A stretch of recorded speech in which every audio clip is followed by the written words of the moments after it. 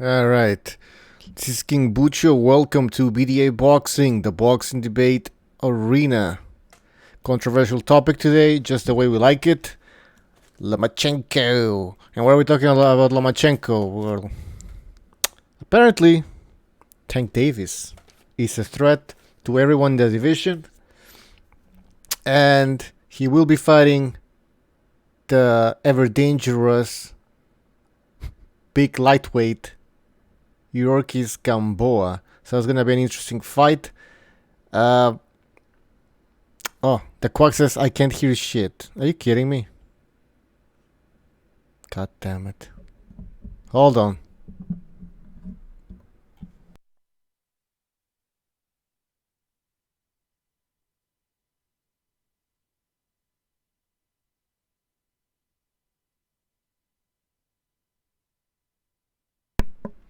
Alright. You guys, man, some of you need to like really check if your hearing is okay. Because some people are saying they're always complaining, and then other people are saying it's good.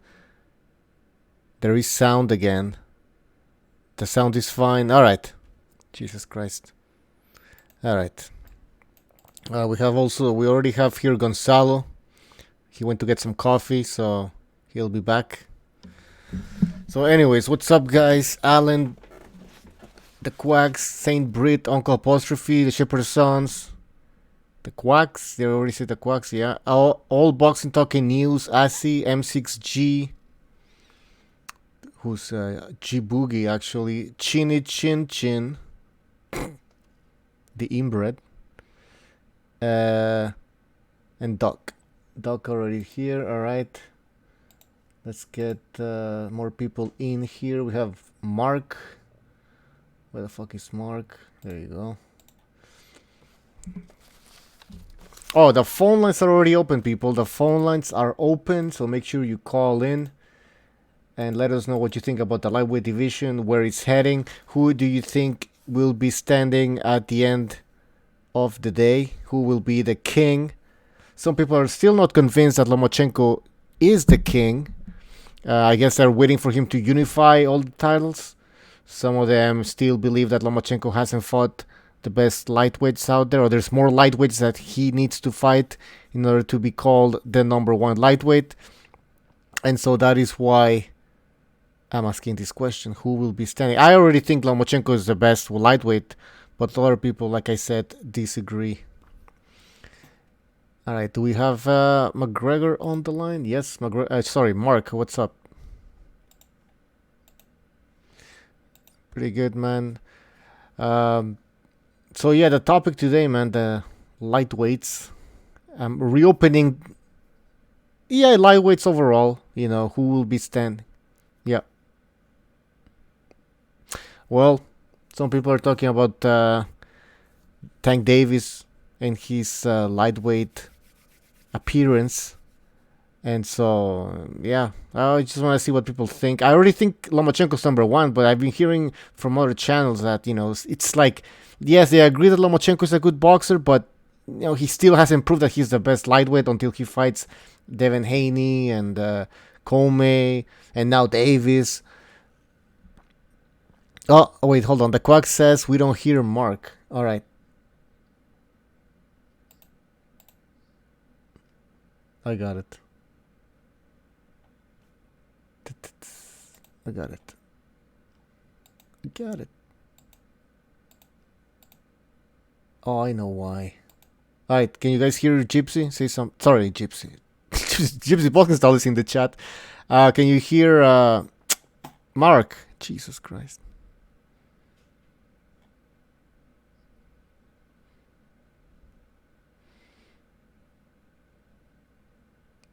What?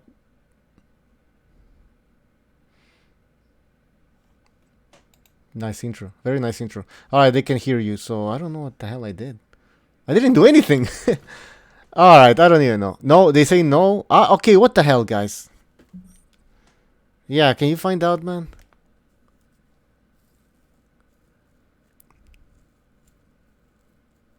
We're gonna get confirmation now. Can't hear Mark. Only Bucho. Fucking A. Alright, I think I know what the issue is. Because I was playing around with the sound here. I know.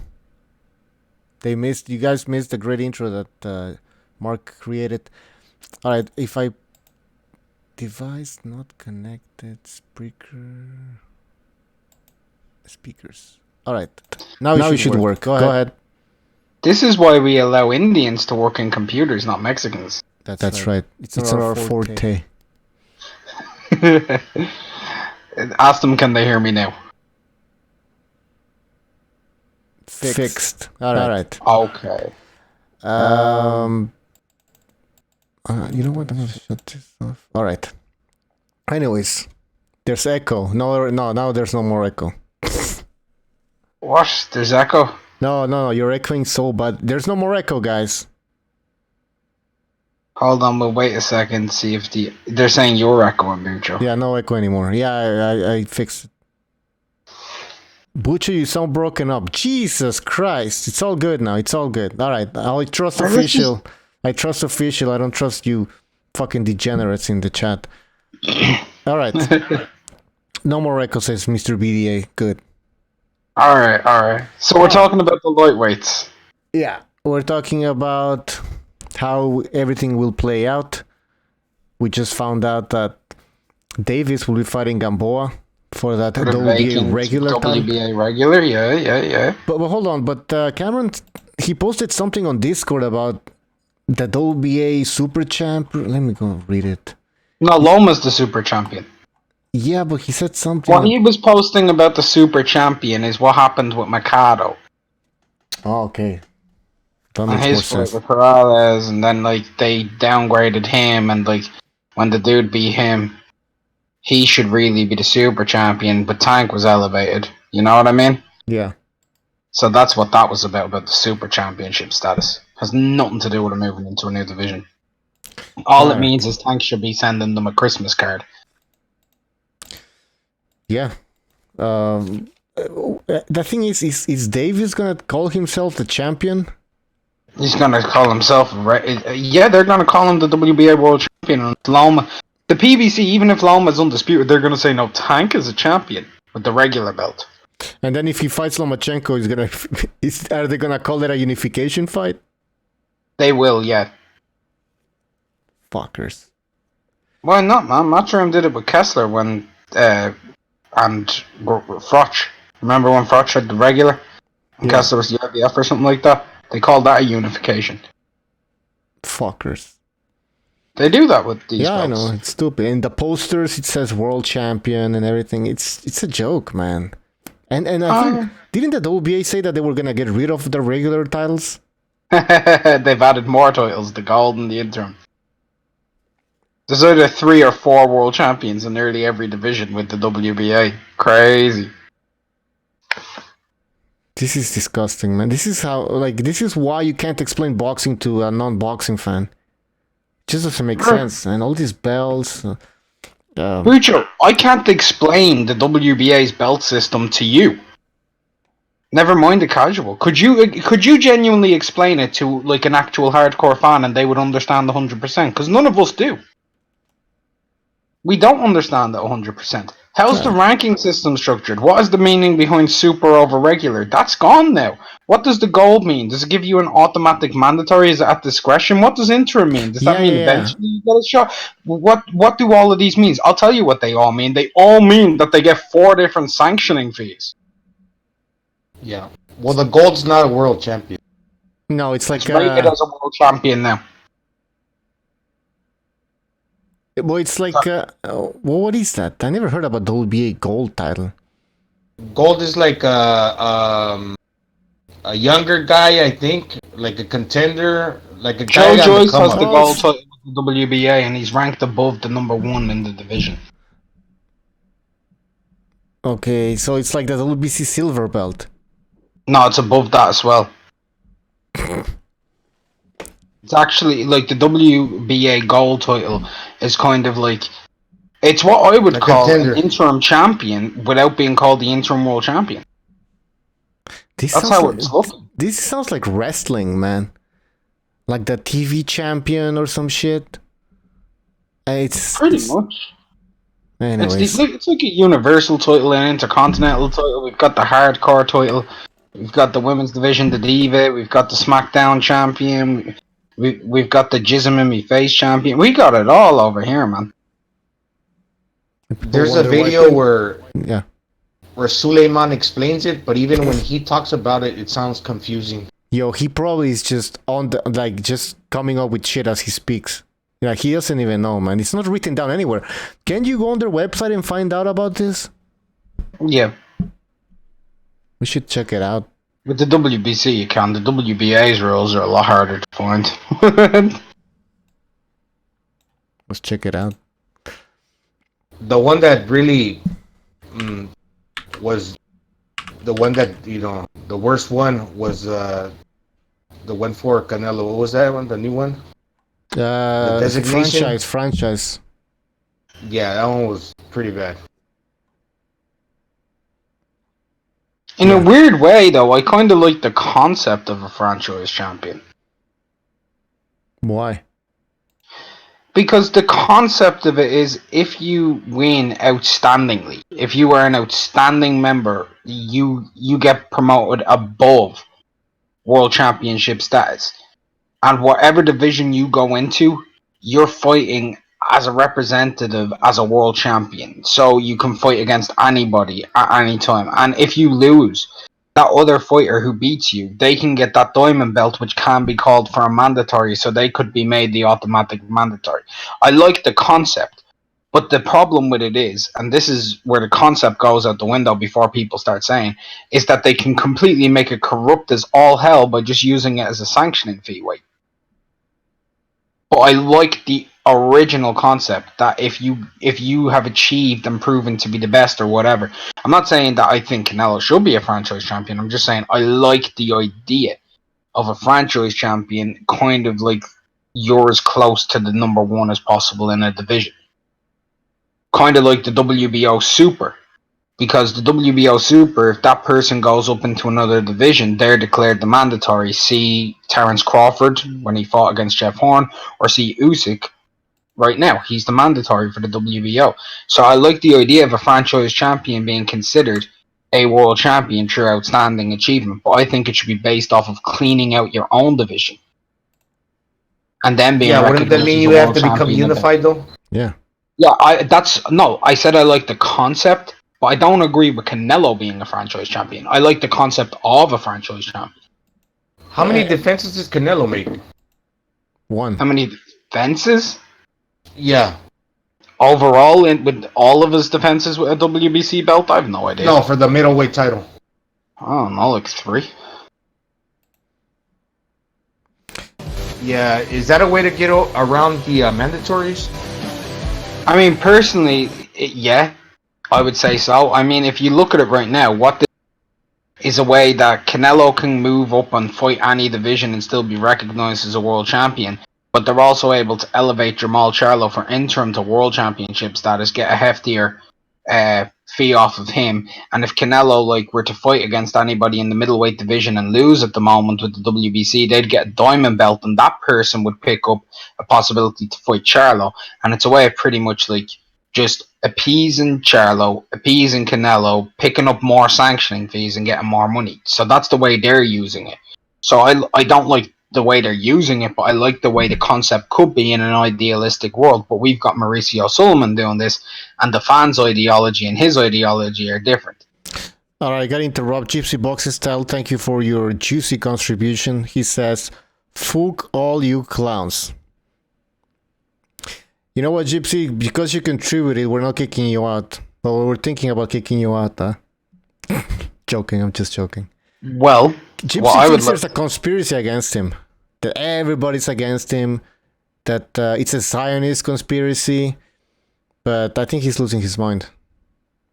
Well, if you think we're all out to get you, just remember, that money will be used as a way to develop the serum that will put you permanently. You cut off, man. You said the serum? Yeah, serum to completely neutralize. That's what that money will go towards. The gypsy style serum. Now, if you're Jermall Charlo, are you happy that the belt got handed down to you, and that you don't get to make that big payday? Or are you just happy that you're not facing Canelo because you could lose, but then again you got a belt just because they gave it to you? Jamal Charlo was already calling himself the WBC World Champion when he was interim. Do you think he gives a shit that it was handed down to him? He could, he doesn't care, man. They could have stripped him of the belt, and he wouldn't have cared. Isn't this the same dude who lost a game in Madden and broke it? I don't know that story, man. Like But he broke the controller or something because he lost a game in Madden. Whoa, another donation. Pump that shit up to volume 50. No. If it ain't loud enough, We you have, think you're tough. Fuck that, you just powder puffs. G Boogie with another juicy contribution. He says, Gypsy, why are you getting butthurt? Who's bothering you? Let your big brother know. Yeah, where's Gypsy now? Oh, there he is. Alright, thank you, G Boogie. G Boogie and Steven Schneider, we need to celebrate their contributions. I think they've given the most. Yeah, go ahead. Sorry to cut you off, man. If I were that's fine, confident man. in my skills, I'd be Go kind ahead, of bro. upset in a way.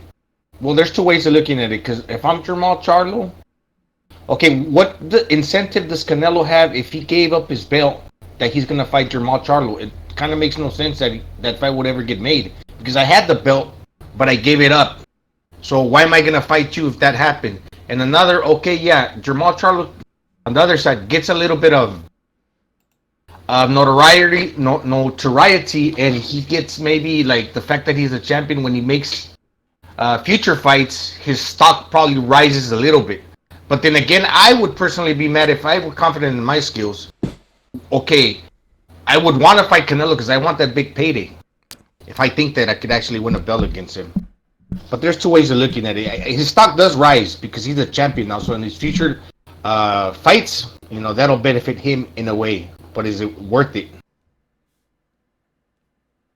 I don't understand. Is it worth what? Getting that belt or what? Well, actually, like if I were Jermall Charlo, I would be looking for that big money fight against Canelo, but it's probably not going to happen anymore because what incentive? How does that make sense if the belt got handed down to him? Okay, we're going to hand you the belt, but now we're going to make the Canelo fight. That just makes it's kind of ironic. Because Canelo's still a world champion, unification. Well, but. But basically, he would gain the title that he just gave up for no reason. Yeah, but it's not about the title, it's about the name. It's about who the man is, right? Golovkin's a guy who beat... Sorry, Canelo's a guy who beat Golovkin, and so that's how they would sell the fight. Charlo's fighting like the guy in the middleweight division. Like, there's an incentive there. Of course, if you follow the belt storyline, it doesn't make fucking sense. He gives the belt away, but then you fight the guy who has a franchise belt, who gave it up. Doesn't make sense. Yeah, but I see what you're saying. Yeah, but so what is Canelo? This confusing. I mean, it's confusing to talk about it, but it's the reality. Is Canelo looking for undisputed? I don't even think Canelo's gonna return to 160 anymore.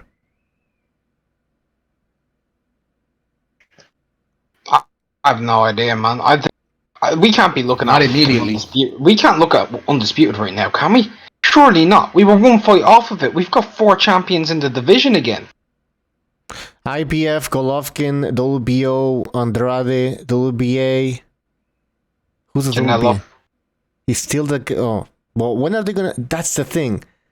When are they gonna strip Canelo of the WBA middleweight championship? They're not going to strip him of the WBA championship anytime soon. Yeah, it's definitely like that's the definition of a soup sandwich right there. It's all confusing. It's all convoluted. And I think this is what they're doing with the lightweights now. And Marat is the regular, so we've actually got 5 fucking different champions right now. It's all fucking stupid. It really is. People are saying boxing style left. I don't know if he left. I sent him a link if he wants to join. I don't even know how we ended up talking about the middleweight division and Canelo. I mean, I don't even care anymore. Everything. Yeah. When Golovkin was one title away from breaking the record, he was on track to do that, right? and it went to shit after. I'm not saying he got robbed, but it's just the way it went down. I know it looks like Canelo did not. Yeah, go ahead. No, yeah, it's true. It looks like his career is. I don't know. Like it's not. Well, now it's kind of picking up. It's going somewhere, I guess. Because there are options for Golovkin though, and I'm not talking about middleweight. I'm talking about super middleweight. There's options for both those guys, Golovkin and Canelo. Like Canelo can pretty much do whatever he wants. Like even if that dude loses to fucking Kovalev, he can still fight at 168, man. You know what I mean? It doesn't. Dude's name is etched. His name is etched. Everyone knows who he is. Dude's the biggest name in the sport right now, active. Of the younger guys, anyway. Like we don't talk about Pacquiao and that fucking thing, because he's just. Him and Floyd, they're completely different parallel in terms of numbers, aren't they? But right now, Canelo, that's that dude, man. Whether people like it or not. I don't like Canelo, but he's that dude. Yeah. He loses to Kovalev, he's still able to get 30 million a fight. Well, I think it depends how he loses, though.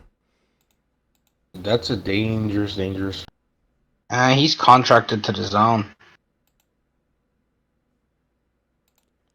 Yeah, but That's a real dangerous so fight. what?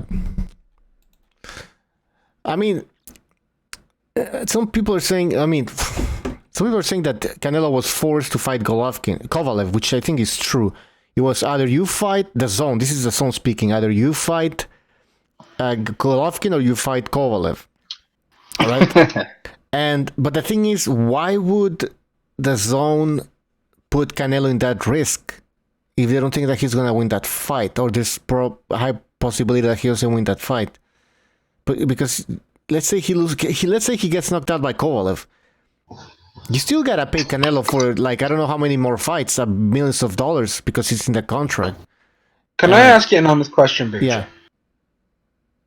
No matter what, this is just me being very honest. No matter how badly it goes down in this fight, right? If Canelo makes it the full distance, do you think he loses? No, that's why I keep saying that he's gonna win, because he's just gonna go 12 rounds. That's the thing. I could see him, even if he lost every round, winning. And I can give people a very good reason why. There's a very important I don't see that. Hold on, Gonzalo. There's a very important stipulation in this contract with Canelo and Kovalev, which tells us more than we could ever want to know. If Kovalev loses, he has to fight 2 more fights on the zone.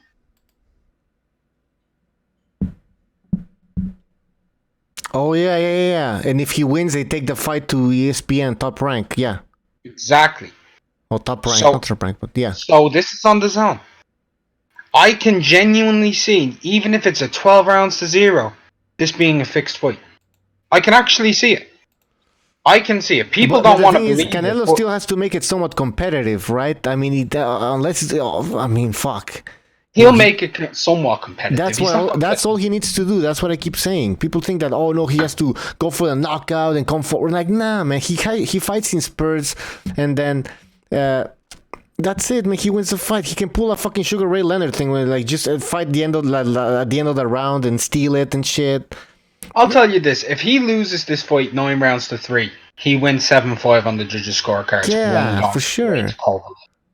Well, That's if what's you- going to happen. And that's Yeah. possible. Anyone who doesn't think he can win 3 rounds against when Kovalev is slowing down, yeah, he's a tremendous boxer. Canelo is good enough to win 3, 4, 5 rounds against him. He's good enough.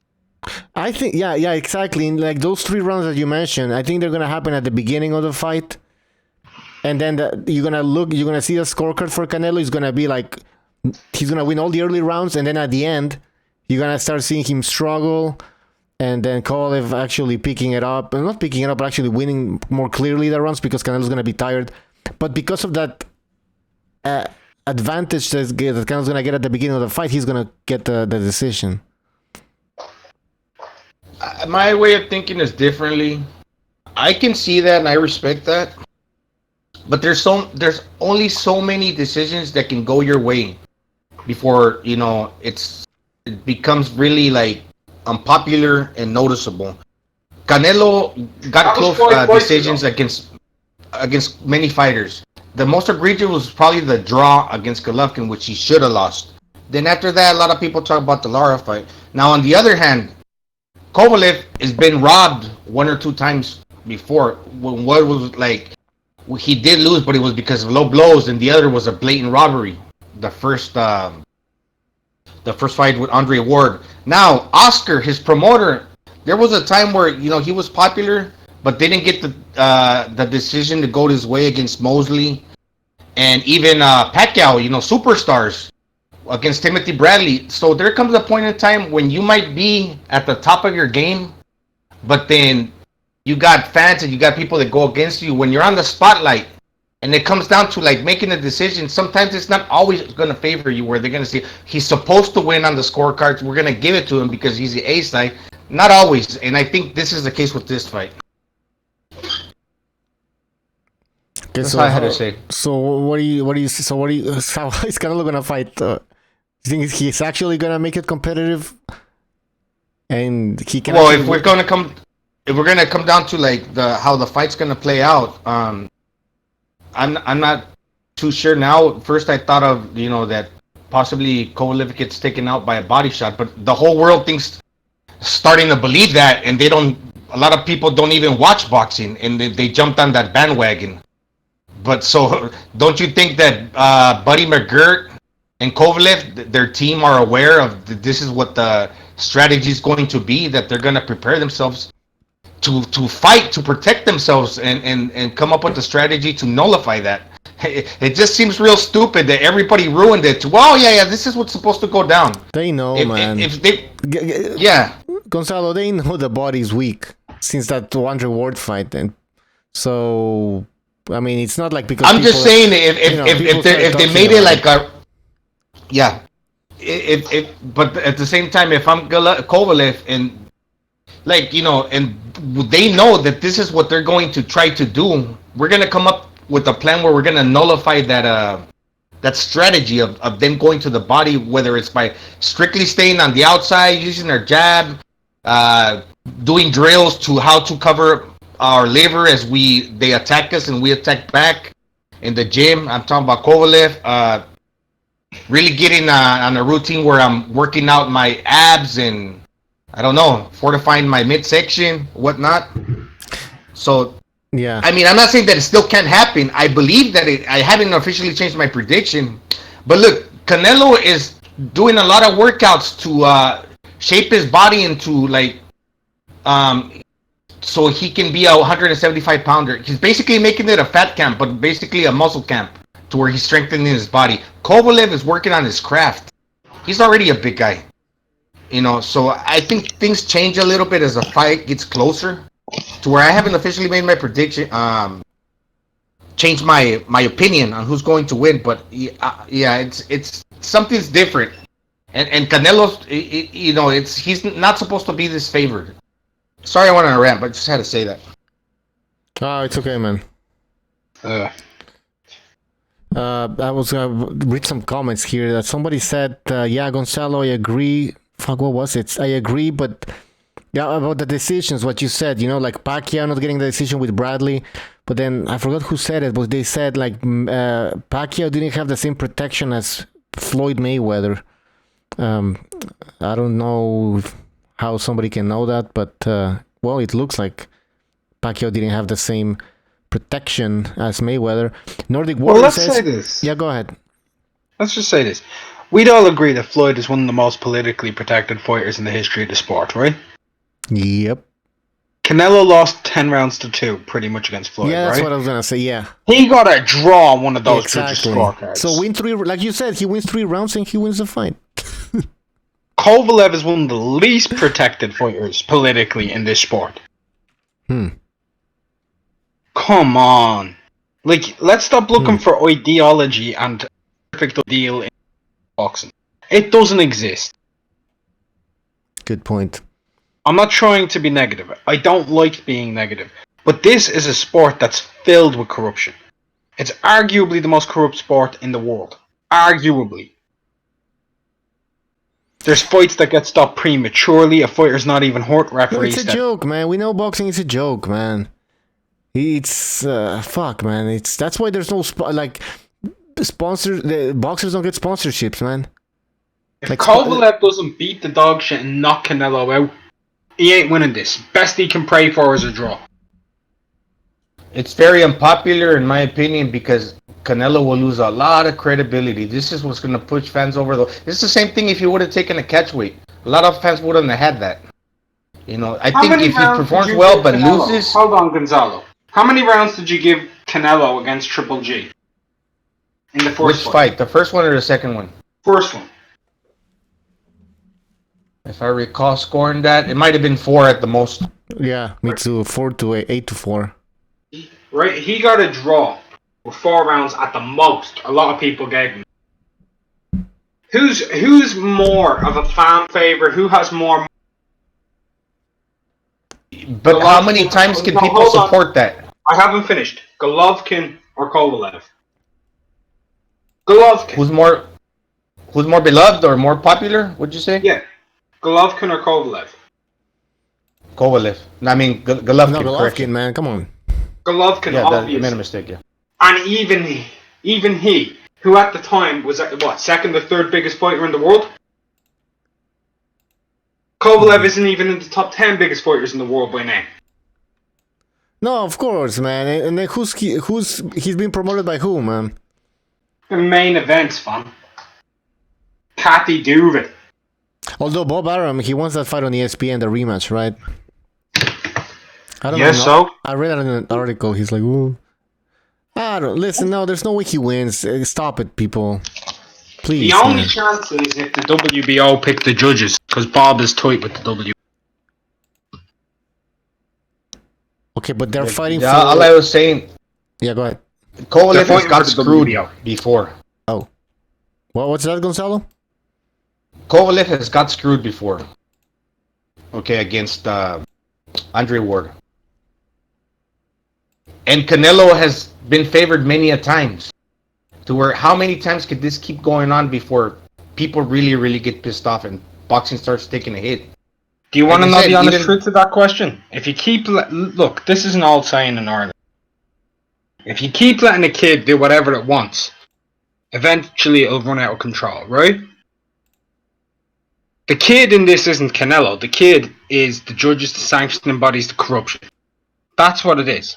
That's the kid. It's going to keep doing it as long as it's making money off of it. Hey, guess what? People are still fucking tuning in. And they'll continue to tune in. That's right. That's right. Guys, we need to move on to the main topic, I think, which is the lightweights.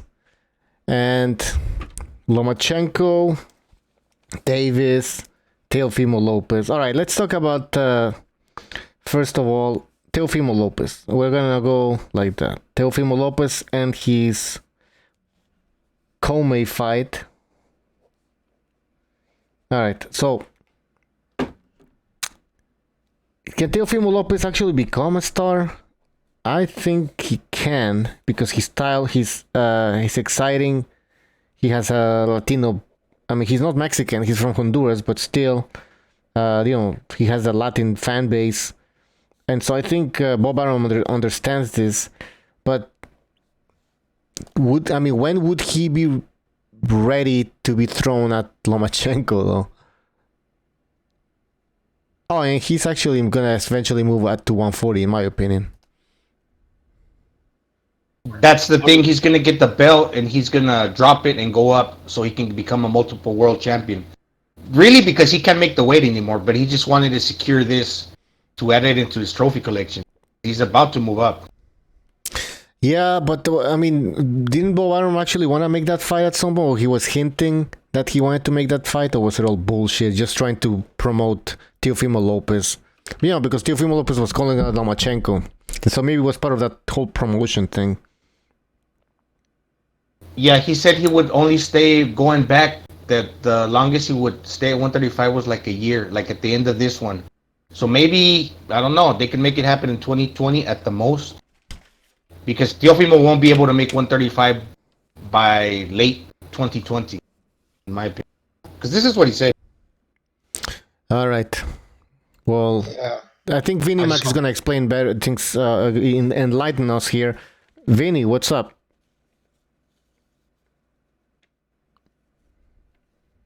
Vinny Mac. I can't hear. Oh shit! Sorry, Vinny. You're muted. All right. Go ahead, Vinny. Sorry. That was weird. Okay. How are you doing, Mr. Bucho? I'm doing great. I love this topic, and I'm ready to dissect it into shreds. Into shreds. Okay. All right. So, well, where do we start here? I mean, like, do you think that Lomachenko right now is the number one lightweight? Can we agree on that? Absolutely not. Definitely.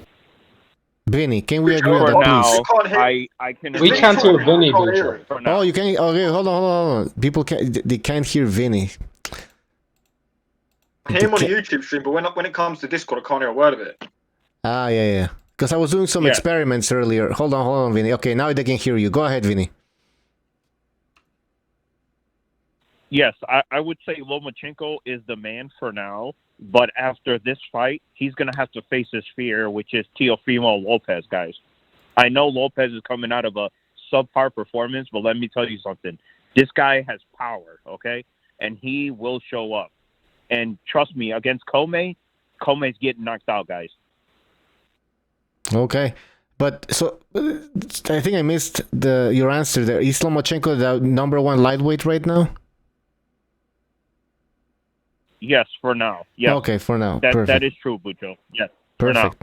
Okay. And you have Teofimo defeating Come. Okay.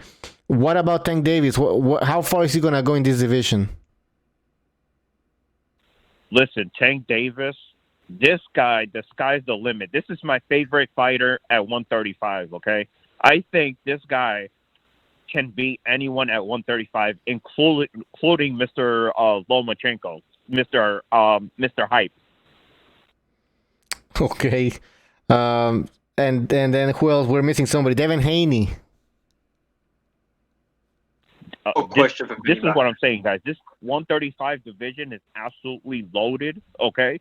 Devin Haney is another product, okay, of the Mayweather camp, and this guy is very impressive, but to be honest, guys, I see Gervonta Davis taking over, okay, and becoming boxing's biggest star.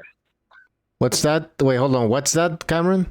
I've got two questions for Vinny Mac, and I'll ask them without... I want proper answers, and no one interrupt me when asking these questions, all right? Okay. Vinny, can you hear me? Yes, I can. Is this Mr. Cameron or McGregor? It is indeed. Yeah, thank you for getting it right this time. If Vasyl Lomachenko retired now, would you class him as a Hall of Famer? Based on his amateur pedigree, yes, I would.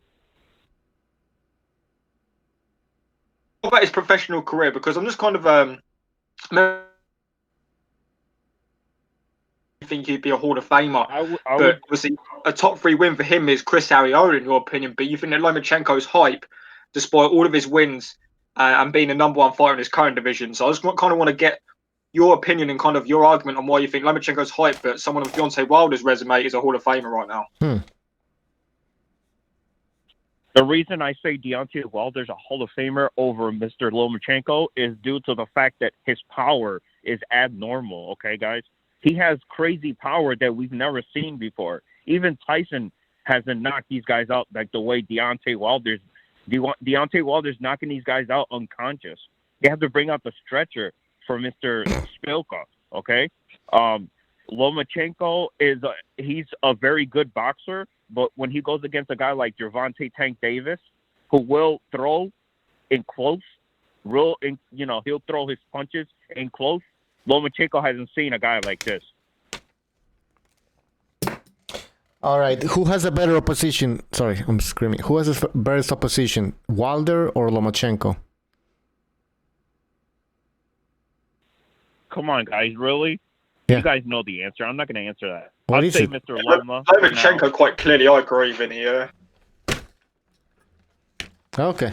I see you don't want to answer that question, Vinny Mac. That's fine. You have the right.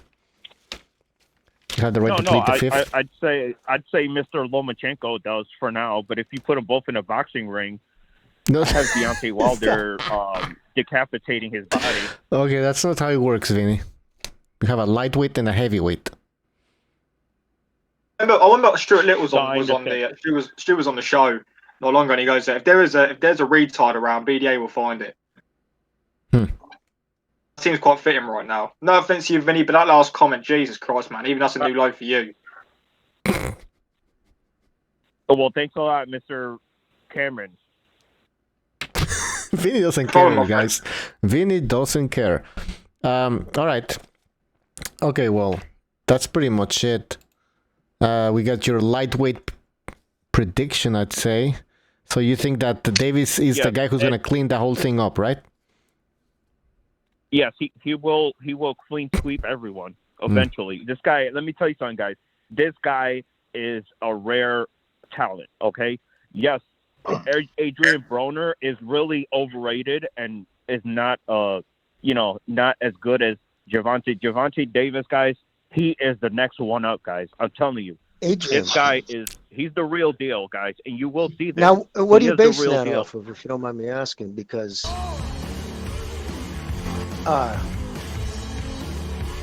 sorry, Chris. How you doing, thanks. Mr. LSD? How are you? Yeah. Wow, no. Why is he fighting Why is he fighting Gamboa? Because he's a bum. No. Jimmy, I said this on Twitter earlier. How are you, Mr. Recognized? Gervonta Davis is How are you? lightweight title shot against Yuriorkis Gamboa in a division that he's never fought in. And you've got to look at the WBA. When Machado beat Corrales for the WBA title with super featherweight, they demoted him and gave Tank the super title. Well, Some sort of fetish for Tank Davis. What's going on, Kill? Yeah, no, I tweeted Listen, fucking guys, Gervonta Davis is the type of dude who he talks like he's going to run a craps table and he spends the day in the fucking nickel machines with the old ladies. Yeah. Fucking talks a big game, and then he takes on one no-hoper after another, and then his fan base talks about what he's going to do to a kid who just fought 13 ex-champions in the world, of the world, and made him quit. Jimmy, I mean, what's Jimmy, that? I know logic is just. Tank Davis's lifestyle doesn't allow him to fight a tough guy at lightweight right now. He has to take like a sort of tune-up, Tank Davis lifestyle too. And it was forced out of 130. This wasn't planned. He wasn't supposed to be 135. They weren't thinking 135 for him until 2021. That's what they were talking about in an interview over a year ago. So he was forced out of this because his girlfriend was taking pictures of him saying, "Look at you, you fat fuck. You look 9 months pregnant." She was saying it on the video. He was fucking double fisting food and shit. Listen, this kid's a fucking disaster. He's a disaster. Tough as nails, and I love watching him fight. Kid can crack. He's the type of dude I'd go to watch him fight. But dude, he's busy he's having fucking fights with Instagram bimbos. All right, come on. All right, hold on. Vinny Mac, one last word because we have another phone call. Yes, I'm going to put Earl Spence as my number one pound for pound now, due to the fact this guy has no broken bones. Terrence Crawford is okay. Also, no, I'm being serious, guys. Also, you're a troll. I believe you. Let's be honest. I believe you. I'm not surprised. Yes, and also, I've got. Did he just rate Errol Spence because he survived a car accident? Yeah, number one. Jimmy, Let him finish. interrupt Vinny Mac. Let him. Okay, I'm sorry. I don't know this dude. I don't think so. I apologize. Okay, I didn't know it was a skit. No problem, Mr. LSD, no problem. Go ahead, Vin. What is guy, right? This Vinny Mac. When he first started calling, he was a real good troll. But he's what you class as a washed up troll. Like it's just fucking done, man. Like. Vinny, finish your. Come on, one last point. Yes, my other point was I have Mr. Better BF by knockout. Besides Mr. Usyk, he's the second scariest looking guy in boxing. Thank you. Now we can agree with Okay, thanks for the call, man. That's the first prediction I'll agree with Vinny Mac ever. He didn't give a round. All right, we have another phone call. 757. You're on the air. 757. Good afternoon, gentlemen. This is G Boogie in the house. Oh, G Boogie, welcome. What's up, G Boogie? Chiboogie. What's up, guys? Man, did I believe that Vinnie Mac said he wanted to shred himself? Well, I know a government shredder that he could just jump in, you know. I think he said spread himself. He said Spread. Hi, Chiboogie. What's on your mind? What do you think about this whole lightweight landscape? Okay, first of all, he's talking about. Let me get back to Mr. Vinny Smack talk, saying that Gervonta Davis is pound for pound the best lightweight. Is he out of his rabbit ass mind? That's first of all. And the landscape right now, if Teofimo fights Comey and he don't fight Lomachenko like he said he wanted to, and prove himself that he's the best, and he moves up, then he's all gas too, just like Tank Davis. You know, I saw a sparring match between Tank and Teofimo. And look, I'm with you guys. Like, I don't agree Tank is like the number one guy at 135. He hasn't even fought there. So I will say this. Even though Teofimo, this is sparring, and you shouldn't take too much from it. But when they were fighting, Teofimo was landing the bigger punches, but Tank was acting like the bigger guy. In other words, like he felt that he could bail himself out with one punch against Teofimo. Now, that's sparring. It has nothing to do with a real fight, although sometimes that could play over. I didn't like the way Teo looked in the ring against Tank. He was landing good punches, but he was eating them, and it looked like he was in fear of getting hit by Tank. Which, if they were in a real fight, real boxing fight, I think that Teofimo would have been in trouble. But remember, that's a young Teofimo. He's young. Granted, Tank is young too. Dude, Lomachenko and I would even say Devin Haney will eat this boy up. Okay, now I think Lomachenko over Devin Haney because he's just older and more experienced, and I think the better skill fighter. I take Devin Haney over Tank just off of raw talent. I just take him raw size. If you look at their sparring, I think they had a sparring clip that was out there. If you look at their sparring, from what I remember, it doesn't look nothing like what happened with Teofimo and Tank. So, I don't read too much into it, but sometimes it could have it could mean something to come in a fight. Honestly, I don't think. Sorry, Gonzalo, go on. Okay. Honestly, I don't think these fighters will ever fight each other. Well, I want to say ever, not anytime soon, because they all want to be superstars, the three of them. Teofimo, Haney, and Davis are really money orientated. You think they want to give the power to the other guy if they lose, to where that guy becomes like the mega draw? I don't think so. But they all want to clout. They all want to clout chase Lomachenko. Okay, that's what they do want to do. So I'd be surprised, but somebody's got to face Lomachenko eventually. And the guy that does take that risk is the one that's going to benefit the most, because they're not going to fight each other. But the guy that fights Lomachenko, win or lose, he's going to become more of an attraction. I agree. I concur with that notion, sir.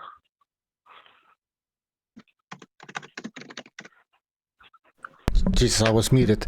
Okay. I was talking to myself. Yeah, all right. Like, I think you're a stenographer. You typed that in. Yeah. All right, G-Boogie, anything else you want to say? No, I just wanted to say I concur with all the logical, rational discussions that we have amongst all the guys that's in the panel. Vinnie Mac, I'm sorry I'm excluding you. Your comment didn't make no sense. So I'm just letting you know this. But we enjoy your banter. Keep coming in so we can have some more laughs. And I appreciate all you guys and all your boxing knowledge that you all have. All right, man. G-Boogie, thanks for the call, man. I thought Vinnie Mac was funny. I thought Vinnie Mac was funny at the start. What's that, Cameron? So I thought Vinnie Mac was funny at the start, but he's just fucking. He's so run its course, man. Like Vinnie Mac needs to go away, put a new voice on. He needs to go away, put a new voice on, a new name, and start finding some new material because this is run his course, mate. I don't think Cameron's happy. I don't think Cameron likes Vinnie Mac. No, not at all. I like Vinnie Mac. He gives me great laughs. Yeah, but then again, recognise he's a paper call, just like you're a paper for trivia champion. Come on, bring it, punk. He does say some pretty fucking absurd things, man. He's trolling. All right, so you're saying that the PBC and Al Heyman and all these guys, they didn't want Tank Davis to move up this quickly, and I remember that you're correct. There was an article, something where they said that, of course, Davis was gonna make a move, but not so quickly. So that's not a good sign, man. Listen. There was a reason why after he was signed. Remember the big beef between him and Floyd has always been, come to Vegas. I want you in my sight. Because listen, to all of Floyd's faults, I'll never dog him on this one thing. You won't find a dude who ever trained harder. His training was like legendary. Like he would put people. So he was gifted with good lungs, and he trained like a fucking madman. So but he wanted to keep his eye on him. And Tank spent 2 weeks there training. Of course, it was in the beginning like, yeah, wow, whew, I'm not used to this. And it was, but then Floyd's finding out he's out drinking, and that night. And of course, he's like, I'm a fucking man. I can go out. But you know what I mean? So they were bumping heads. So Floyd set him up in an apartment. I guess he took off, went back to Baltimore. But now I think he tried to get Vegas again. I thought I was told, but now I think he's in Atlanta. I could be wrong, but dude, he's all over the place, man. His head. I mean, if you got fucking girls arguing, threatening each other, getting their Twitter accounts suspended because they're fucking saying nasty shit, airing out his personal laundry. I mean, he's got a lot of outside noise. He's got promotional problems because fucking Floyd's not happy. The kid can't keep his weight in check. He's out drinking. So what you're saying is that Tank Davis needs to hang out with Floyd Mayweather more often. Well, or at least I'm sure Floyd fucking probably wasn't going to be around the kid that much, but I'm sure he would have had, some knucklehead in the gym on him because, Floyd is obviously making an investment, hiring the kid. But listen, he fought, it's going to be 3 years since he fought anybody a note, and he fought a dude. Listen, everybody knows he went in. I don't think Pedraza took him serious. He was definitely weight trained. I think he went in there overconfident. I think for the same Pedraza who fought Lomachenko at 135, because did you notice? It wasn't like he came up to 135. Okay, Pedraza, let me give you your rematch because you just come off a loss. So you know what I mean? You notice that call wasn't made. He could have got that fucking fight made cheap, but he knows if that Pedraza at that 135, it wouldn't have been the fucking same evening. I'm just saying, listen, boxing is a game, guys. If you cannot do it part-time, you cannot fucking fight.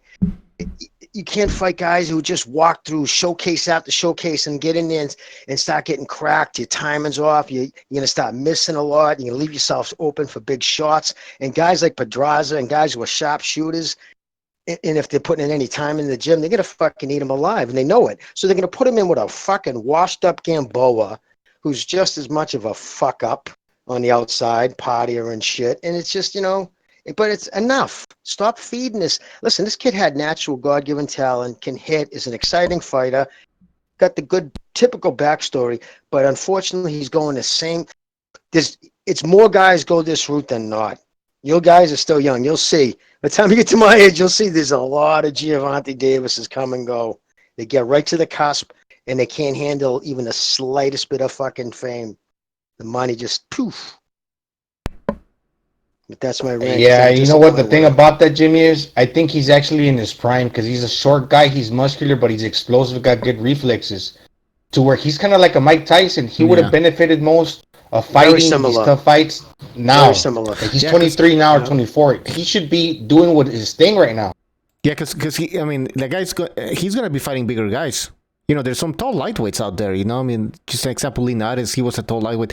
He faces a guy like that and having lost some athleticism, he's in trouble, man, because like we say, he's like a little Mike Tyson, man. He needs that athleticism. We're not going to see Tank Davis in a major fighter lightweight for a while.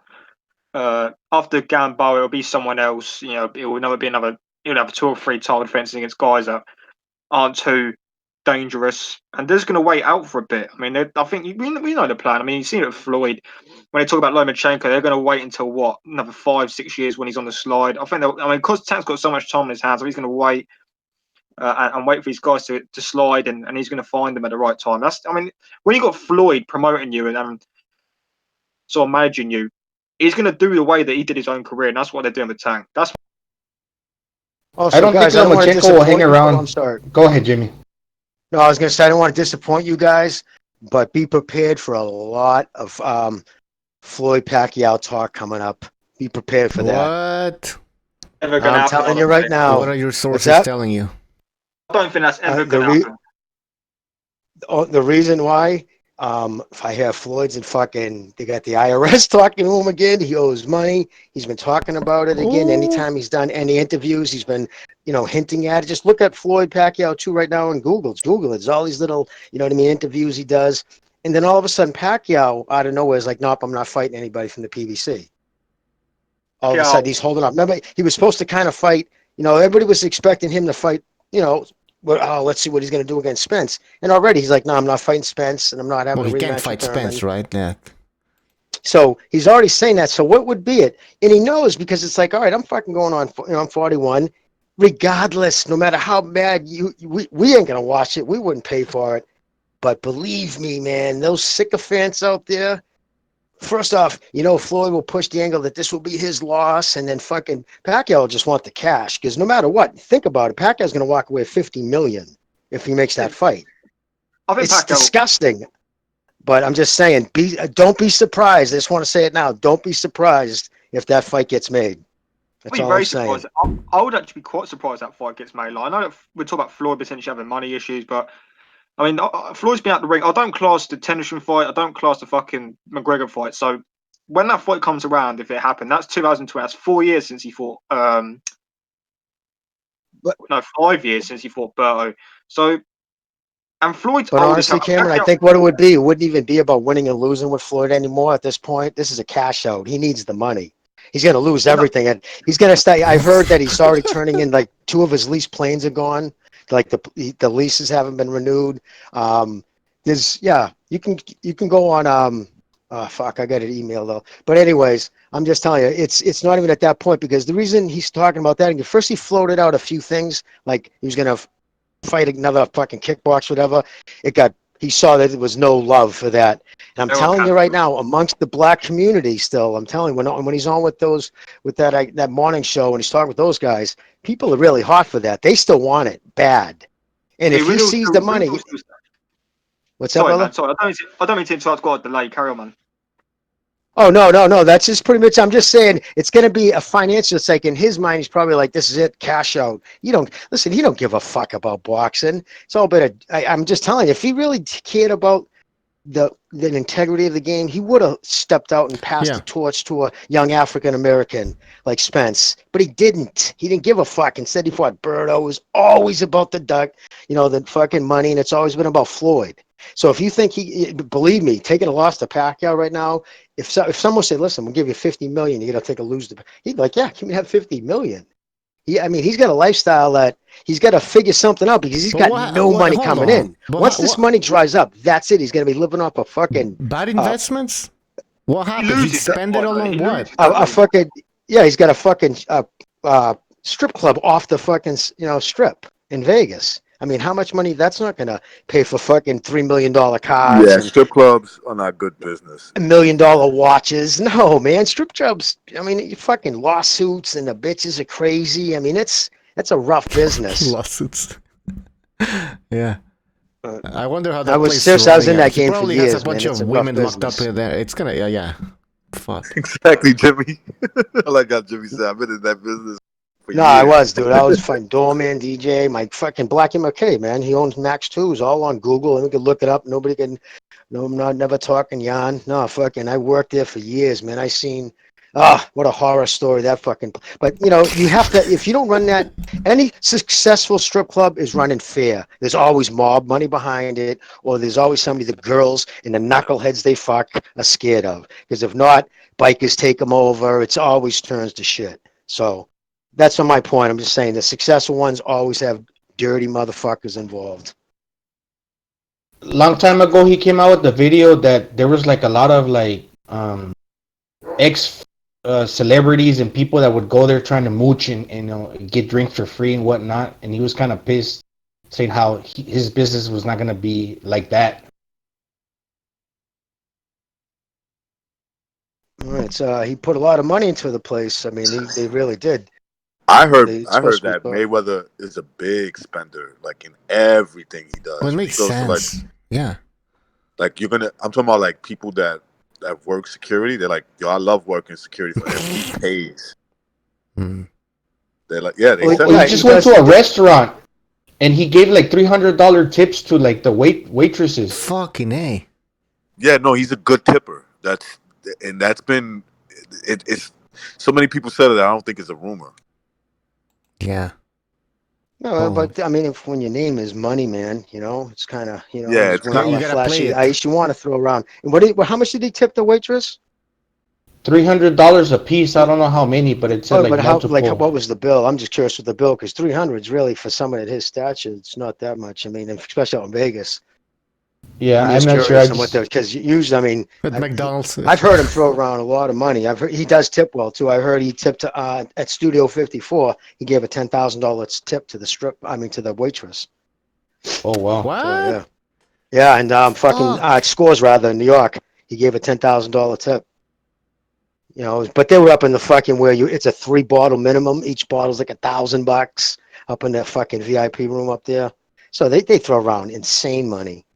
Especially when you get the Chinamen. Oh, I shouldn't have said that, but no, when they come in, they spend money. Whew. In the chat box, he's saying that Floyd tips every chef $1,000 per meal. I don't know. Fuck. Maybe. Oh, that's a lot. I heard he gives money to homeless people sometimes too. I see. Why I don't believe that. I've heard that one other time, and this is the reason why I don't believe that. Floyd is the absolute. He exploits anything. He would if he would have pictures of his girl snap, or on as he's bending out, folding over the money, hugging him. He would have that on Instagram. Floyd handing money to homeless people. He would play that, and rightfully should. I mean, if he's got a bad enough reputation other ways, he would play that up. I'm telling you. And I've never. I mean, the dude takes pictures by himself all over the world. Every time he posts a new picture, it's him sitting like he's in deep thought. And it's the same fucking. Yeah. Thing all the time. He's by himself. It was all your friends, dude. Because his friends are his bodyguards. You have to pay people to be around you. But no. Anytime he has a friend, he tries to fuck their woman. Jimmy, right? I've seen those videos where Floyd is in his house, his mansion, and there's like 50 people around him. So he has friends. Well, dude, dude, it's like every 3 years he has a new bestie, and then he ends up beefing with them after, right? That fucking short little tattooed up rapper supposedly shot at Floyd last year. His people shot at Floyd. Floyd ducked him when it was he was involved in that shooting last year. And then what else? Fucking Sense. Remember that? No. Did we lose that rapper. He was claiming he was like his brother from another mother within months. Because then you're coming to find out Floyd was banging his girlfriend. So Floyd's like, Floyd's like that. He'll like be friends with you to get to your woman. I'm not surprised. People in the chat are asking who's a bigger spender, Pacquiao or Mayweather? Probably Mayweather. Maybe Pacquiao. The money goes a longer way over here. Right. It goes a long ways, but he spends a lot too. Yeah, Pacquiao also. But I did see that video of Pacquiao giving money to like 3 homeless guys that were outside a building, and yeah, Pacquiao. I mean, as a senator, he's trying to fix a lot of the poverty problems that are plaguing the Philippines. Pacquiao does things over there that would send him in federal prison here. During election season last year, he was standing in line handing out money to people. Like 1,000 people were in line. He was fucking handing out, Yeah, you can Google it. Handing out cash. That's Boom, right. boom, boom to That's people. right. That's fucked up. Imagine a politician doing that here. But it's under the name of charity. But at the same token, you're a senator and you're handing out cash. Yeah, it's like you're buying votes, basically. But Gypsy Boxing Style says the more you make, the more you can spend. Oh yeah, but not to the point when the IRS is after you. I mean, but it's got to be replenished, man. It's not if it's not finite.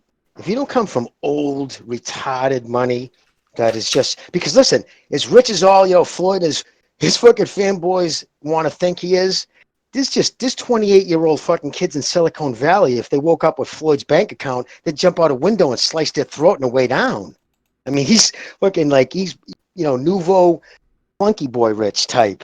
You know what I mean? Seriously, he's not wealth.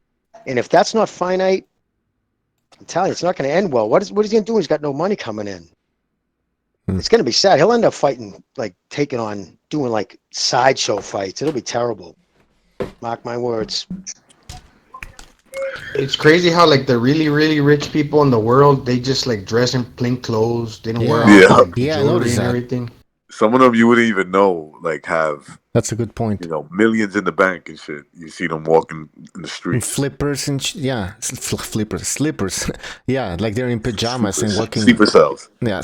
Well, dude, I trained a guy for a year, him and his wife, right, every morning, 4 days a week for almost a year.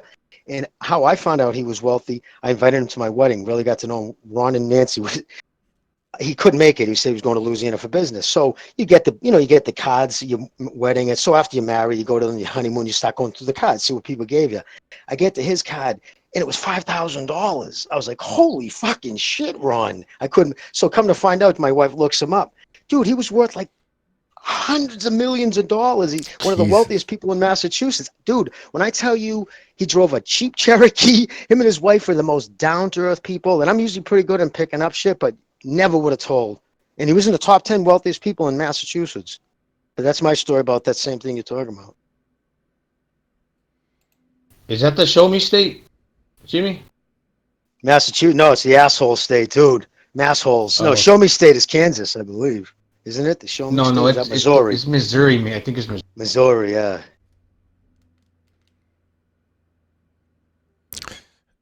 People in the chat are saying, Jason Bourne says Floyd will be fine as long as he sells Gypsy's cupcakes.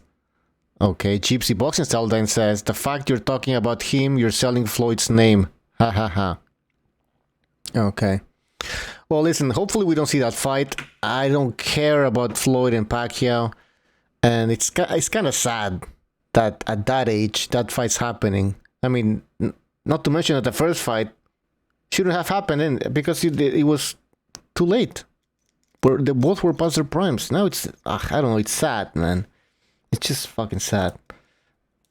And Floyd, classic story, right? Classic boxing story of these boxers that have a lot of money and then they start losing it. Because they just fucking can't handle it. Just can't handle it. It's too much. Maybe it's too much money. And maybe he'll be fine. Like, he won't go broke, but like, he won't have the amount of money that he could have had. Because I think he grossed in his boxing career over $1 billion, if it's true. His net worth, it might be, somewhere like 600, 500 million. I'm sure he doesn't have all of that. No. Fuck no. He's gonna end up like Mike Tyson. Yeah. Like, yeah. But if it's true, he made that much money. I mean, how much money could he possibly spend? Could he have spent half of that? Well, Tyson grossed $365 million. That was his gross. 365. And remember, in that time, inflation, yeah. You got to take inflation. He made more money than Floyd. Oh yeah, he made obscene money. Yeah, that means that if he was worth what he was worth back then, today he would have grossed maybe probably around the same 600 million. Dude, he bought the biggest house in Connecticut, and he only went there like 3 or 4 times. He bought it for like $33 million. And but when the sheriffs, I guess, supposedly showed up, he had like his cousins and they had gang members and they had dog fights in the basement and shit. Yeah. Hey guys, Jaquan Marlin in the chat says these hitters really can't stand it when a young, confident black man is making bank and pulling power moves.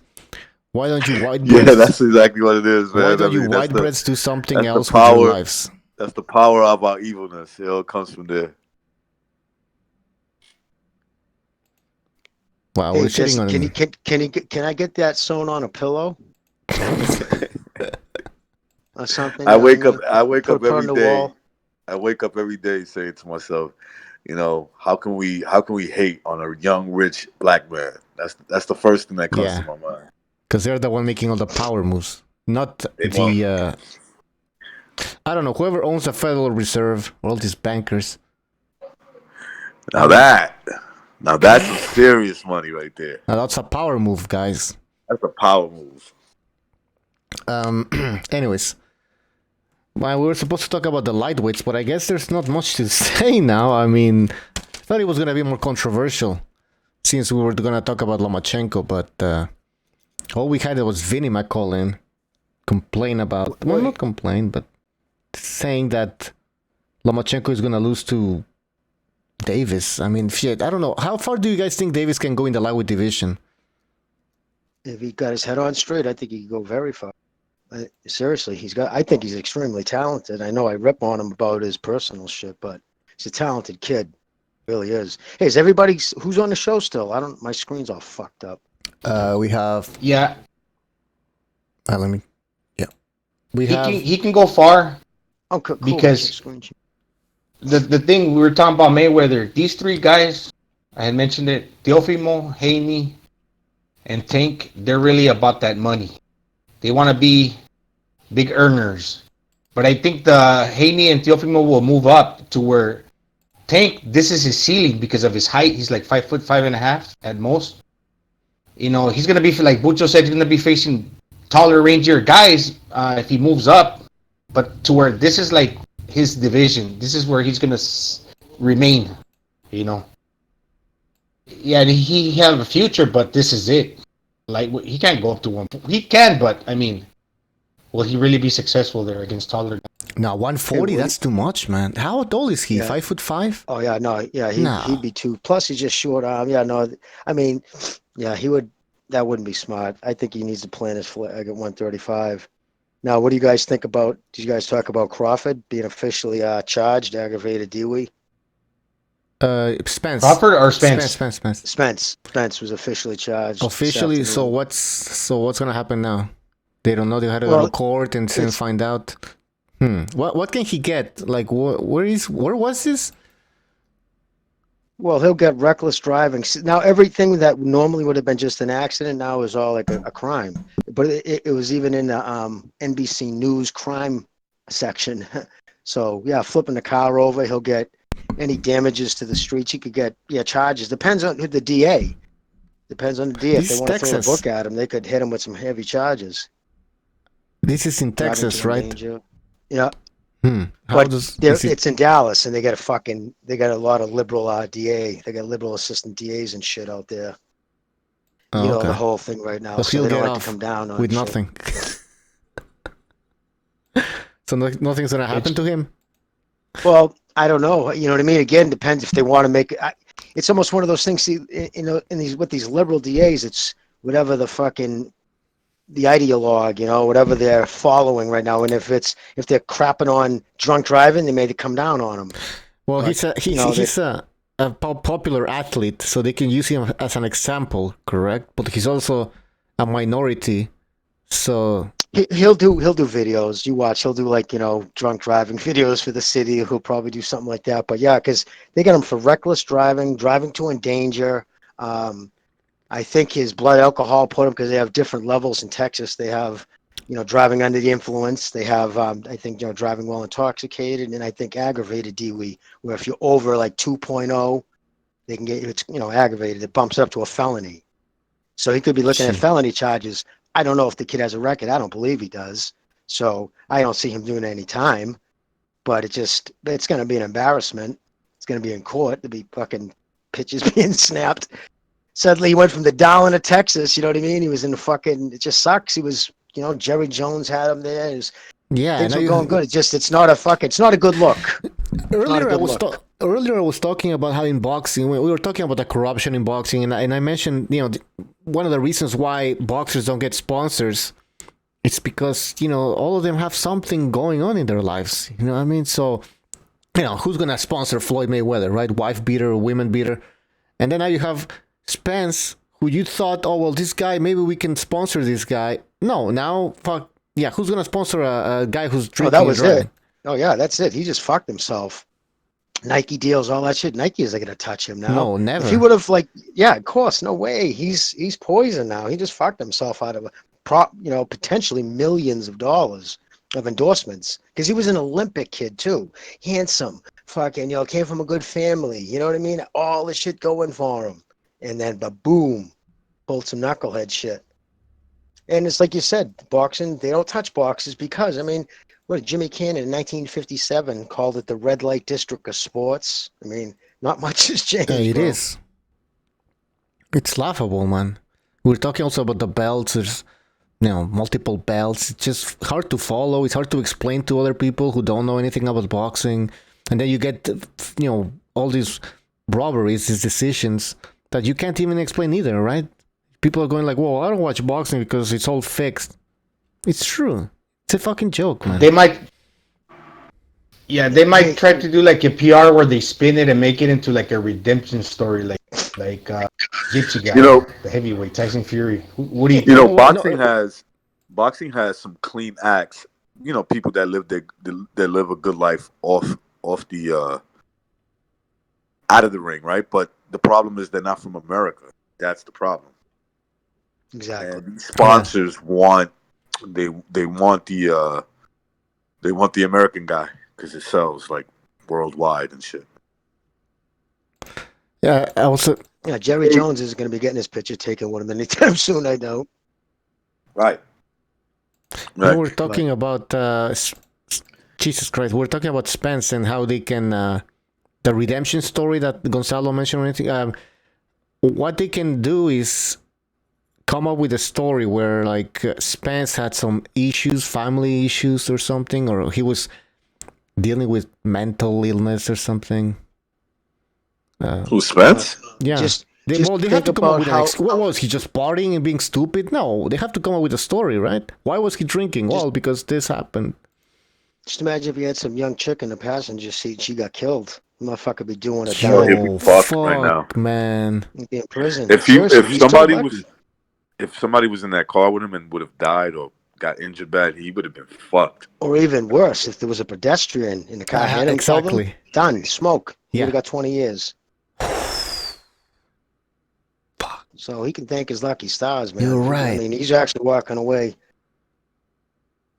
Man, he's lucky. It was at 3 a.m. or something. I guess there wasn't anybody in the street. And he won't be driving. Probably lose his license maybe for 5 years. At least I would imagine 5 years. Oh.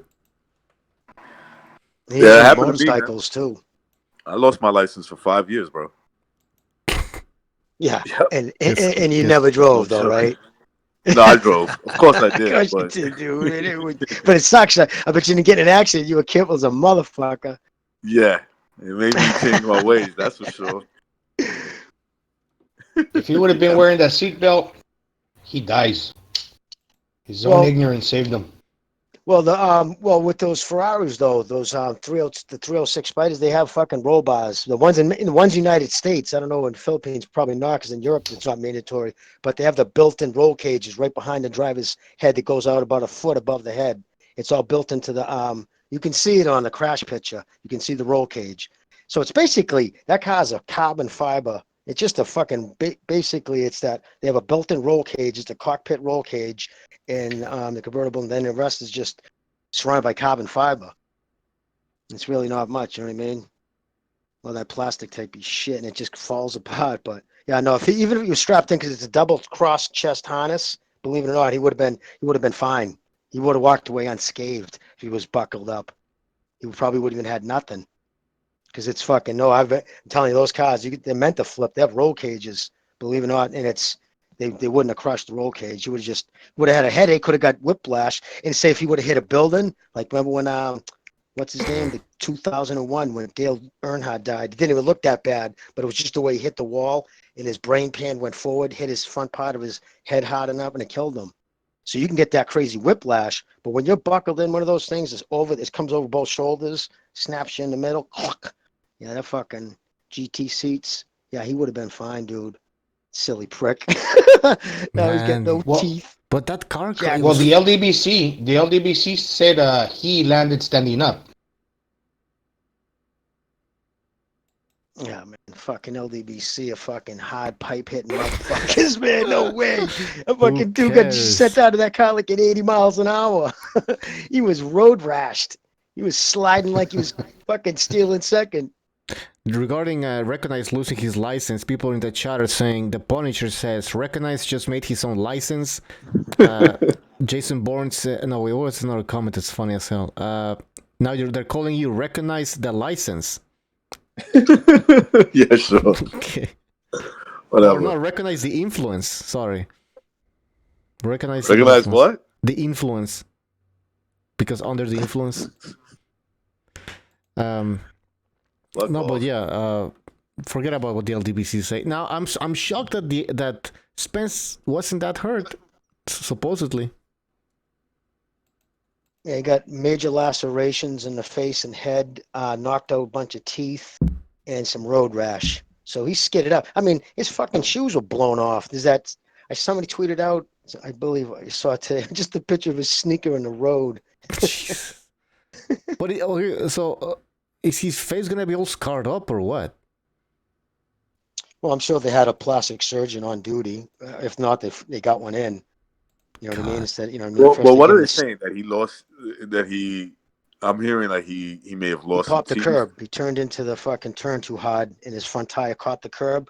But I'm saying in terms of the damage done to him, what was it? Was it teeth? I heard that he got lost some a bunch knocked of teeth. out. Mm-hmm. Damn, that's not good. How many man. teeth though? Is he gonna because Gonzalo made a good point about the jaw thing. Like now you gotta bite differently on the mouthpiece and everything. Of course you do. The worst thing that could ever happen to a boxer, and this happens eventually. This is why punch resistance becomes less as you get older. As soon as your teeth start to like get a little loose and start shifting a little bit, because that happens to all of us with age. Your jawline is not as strong. End up with TMJ and shit. Okay, but that happens when you're 60 or something. No, that happens when you're in your 60s. It could happen even in your 30s and your 40s. Yeah, no, it happens in your 30s too. Yeah, no, but if he ends up, if he gets in my late 30s, I started noticing like they're like shifting, like they're not crooked or anything, but they're just like they're not as strong as they used to be. I mean, I'm still still got a nice grip or whatever, but. So are you saying that if H Money, have you seen what he looks like? He can actually land a shot and knock you out. No. well guys, think about this. If they charge that fool with a fucking felony, there's some states won't even sanction him to fight. If you have an open felony case, I think California doesn't let you fight. You have an open felony.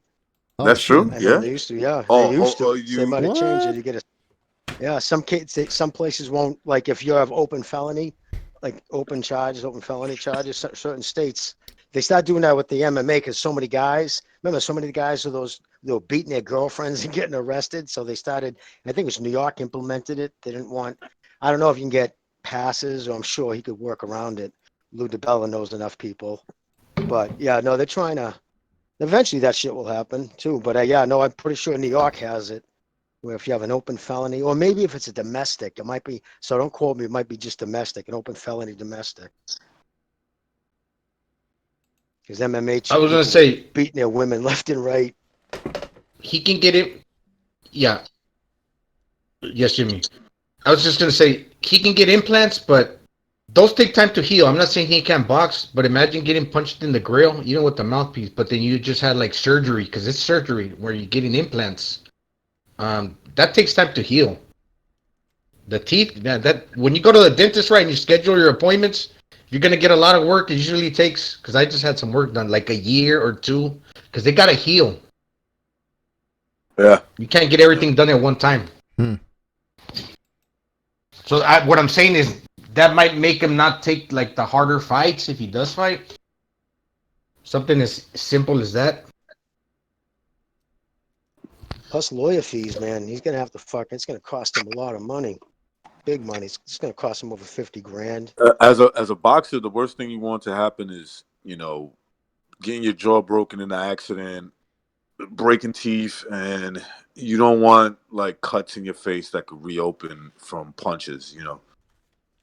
That's right. That's right. Especially if you Like got him on I the remember brow. breaking, I remember breaking my knuckle, and the knuckle part, when I hit it more than a few times, it starts to some of the skin starts peeling off, and then the blood starts coming. Ever Well, like since that Arturo happened, got his face. I mean, he yeah, was look all at that scarred face. up. Yep. I mean, you would just land a punch and Cuddy would open up, man. The moving up and down in weight, that didn't help. But to Gonzalo, he said earlier too. Yeah, no, I saw a lot of that in the LDBC. When I, scanned just see what they were saying. Look, everybody was they were trying to put a spin on it, like something good. I couldn't believe it. I'm like, how can you possibly be, you're right, dude. So many people were praising him for not wearing a seatbelt. I'm like, this is insane. I don't wear them. They bug me. I mean, I drove motorcycles my whole life, so I don't see the point. But fucking, he would have been a lot better off to praise him for not wearing it like Well, they yeah, he went were. through the fucking window, man. Like, the fuck. Hey, Jimmy, what do you think Yeah, Al Heyman's reaction was when he got the phone call? idiot. I'm sure he said like idiot. You know what I mean? Like what an idiot. Because Heyman's looking at everything as a dollar bill sign. Because remember, any fucking Nike thing, any deal was going to get, Heyman would get a slice. So Heyman just lost a bunch of money too. The thing about Heyman too, and I'm pretty sure you know this, Jimmy. A lot of people say Heyman's the type of person that once you fall out of favor, when he starts thinking that you may not be the guy that he wants you to be, he starts putting you in big risk fights and putting you in a situation where you kind of like fuck yourself over. Well, I'm almost positive that he's going to fight Crawford next in 2020. I'd be shocked if he didn't, put it that way. Yeah. If he fights again, he will be fighting Crawford sooner than later. And it's not even just because of this. It's just now that Pacquiao's not fighting and the shit going on with Showtime, he just doesn't have the money. He can't keep putting, and especially after this Garcia thing, well, now that's going to be canceled. But that I think would have been a dog. And he's going to have to, Fox was going to want something. And the fact that Bob Arum supposedly reached out to Fox and told him, listen, I have no problem putting it on your pay-per-view. So that was a big thing with Fox. They were like, oh, okay. So, you know what I mean? Doing a code thing. So if Fox is now telling Heyman, yeah, listen, because it's nothing stopping Arum's people from calling Fox executives and saying, listen, you realize the kind of money they're avoiding right now? It's not like it's collusion or like behind the, like in football, you can't do certain shit. So I'm sure they're bending the ears of producers and whatnot, whoever the people in charge over there. Hey, Jimmy, somebody told us to put the Vosdik Beterbiev predictions on the screen, and I noticed that you didn't give us your prediction. No, I didn't give you that. And you were asking something last night. My phone died. Plus, I think Johnny was a little buzzed up and I didn't want to see. He seemed like he was itching for a fucking fight. And I'm like, oh, no. But no, when he seemed upset about the Gennady thing, I think with Precise. Yeah. I don't know. Because you asked me, I'm like, yeah, I'm not even going to answer this now. Because I scored it for Gennady, 115, 113, because of that knockdown. Okay, that's why I scored the fight. And Johnny had it for Devchenko. Which I respect, and I mean that's the way he saw it. I could, Jimmy, you're a fanboy now. You're fanboy. Go to the Gypsy. Why? Who was saying? Yeah, it was not what he was saying. Gypsy, you're a fanboy. If you score, no. If you score that fight for Golovkin, you're a fanboy. I know. Trust me. I got it 115, 113 plus. No, you're a fanboy. Trust me, Jimmy. I know these things. I know everything. All right, prediction. Oh, and fuck it. Sheesh. You know what, dude? It's like It's fucked up. Like I was watching them fight. I watched a few of the things and stuff. I'm like, you know what? Gavajic has the moves. He has, I think, trouble him. But I have this gut feeling. I don't know why. It's just a complete gut feeling that Better BF is going to catch him with a shot. I don't know what round. I just think he's going to hurt him. He's eventually going to catch him with a shot. I don't know why. Which round? But Better BF is a technical dude. He's been around. And plus he knows, listen, he's going into this thing angry. He knows he has to not just, even if he was to win a fucking unanimous decision in a squeaked out fight, you think anybody's going to be talking about it after 2 days? But if he knocks him the fuck out, boom. Now it's like, oh man, he's going to fight fucking Kovalev, or he's going to fight, you know what I mean? His name will be front and center. And he knows that. And I'm sure people are telling him that. So, yes. So right now I'm going to go with Better BF for stoppage. I think you can stop him and get him out of there. Which round? I'll say 10. 10th round. 10th Perfect. Round. All right. You're on the list. I didn't see the list. Most people have the nail? Let me tell you. Well, I can put it on the screen. Better BF, Gvozdyk, Better BF, Gvozdyk, Better BF. So most people are going for Gvozdyk. I'm in the minority on this one. Yeah. Wait, who do you got? I got Beterbiev split decision because of a knockdown. It'll be like I'm predicting, obviously. I think it's going to go 6-6 apiece, but the knockdown would be the difference for Beterbiev. Yeah, that's a good one too. I just think that I think he was able to avoid Stevens' power because Stevens' timing was off. Plus, he was 40 and sloppy as fuck. But he still got clipped a couple of times. I just don't think he's going to be able to avoid Better BF the whole night. And that kid cracks. He can crack. And put it this way, if he doesn't, I don't think you're going to. I don't know. It's got to hang it on the line. They both do, but. It's a great fight, man. It's one of those. It's really a great fight because they both undefeated, so we don't really know. And I didn't want to just do like a fucking unanimous decision. Fuck it. I like to be controversial. Fuck it. Yeah. By the way, Stevenson. Yeah, it's a. I was just gonna say, Antonio Stevenson was in the local news over here, and he's doing well. He's hitting the punching bag again, somewhat punching the bag. But yeah. That's good. I mean, he did some despicable shit in his life. It's almost some karma there, but I'm glad to see that. It was sad to hear that happened, but karma's got a way, man. You put your hands on teenage girls, you pimp out teenage girls, man. That's about as fucking horrible as in sex trafficking. And he bragged about it with his mother sitting there in an interview. Come on, he talked about a smile on his face. I believe in karma. I do, dude. I know that shit's real. That comes back and gets you, man. It'll get you before you go, one way or another. Even if it takes out somebody you love, it's gonna get you. That's right. Man, and he did horrible shit. He put hands on women. I mean, you have to in his job. He was the muscle end in a fucking sex slave ring. Just think about the nasty connotations that just attain. Think about it. He was the muscle in a sex slave ring. He was beating women who were fucking kidnapped and put in a slavery. Jesus. Now get this. He's the muscles of a sex slave ring, right? So the reason he's the muscles, he's the guy that two things. He'll beat up a customer that gets out of line, and more than likely beat up a that disobeys, whatever. Try to run away, yeah. Yeah. I mean, it's fucking crazy, man. All right, guys. I agree. Look, people can change their stripes, and maybe he really did, and that's good for him. But there's some shit. But you still got to pay. You still got to pay in the end, brother. Because I wouldn't, if that was anybody that I loved, I don't care if he turned into a fucking priest. I'm gonna get him. You know what I'm saying? Like, oh yeah, right with you, dude. I don't give a fuck if we were in church. I saw you. You getting it. He could be priest. He could be priest Stevenson. I'm away for him. Yeah, there's no coming back from that. Yeah. All right, guys. We have a phone call. 315. You're on the air. 315. What's going on, Bucho? I just wanted to touch on what Recognize was saying about Spence and the teeth, and everybody else is talking about. A lot of them fighters out there, man, they don't have teeth. They got false teeth in there, so it don't affect them too much. It can break your jaw, but it don't affect the punch resistance really. Like if You know, I if you didn't think about it, this, but that's true because the way it's like fake teeth are so in now that some people are getting rid of their natural teeth just to put in the false ones because they look Plus, so much better. he'll have a crazy dental when team make up, if you know what I mean. If he So has no, to, they'll make up when a special mouthpiece. the caller brings up a when very good Mayweather point. got popped, You right about that. Go ahead.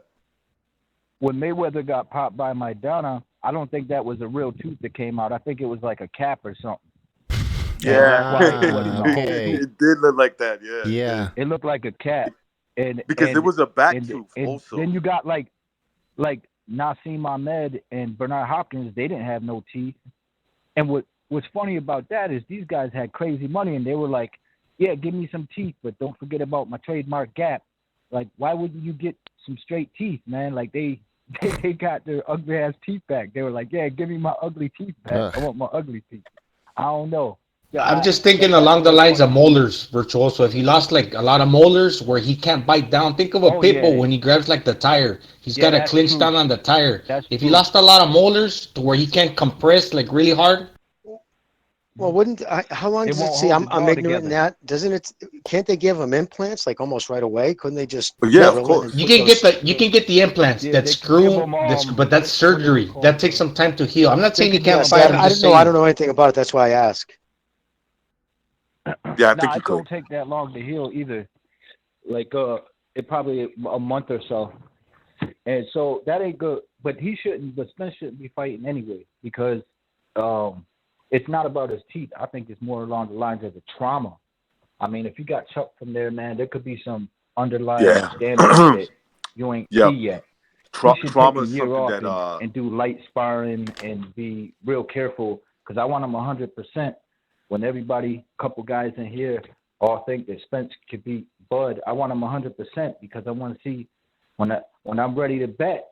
I want you guys to keep that same energy because I don't want y'all to be like, nah, it's 50-50. Nah.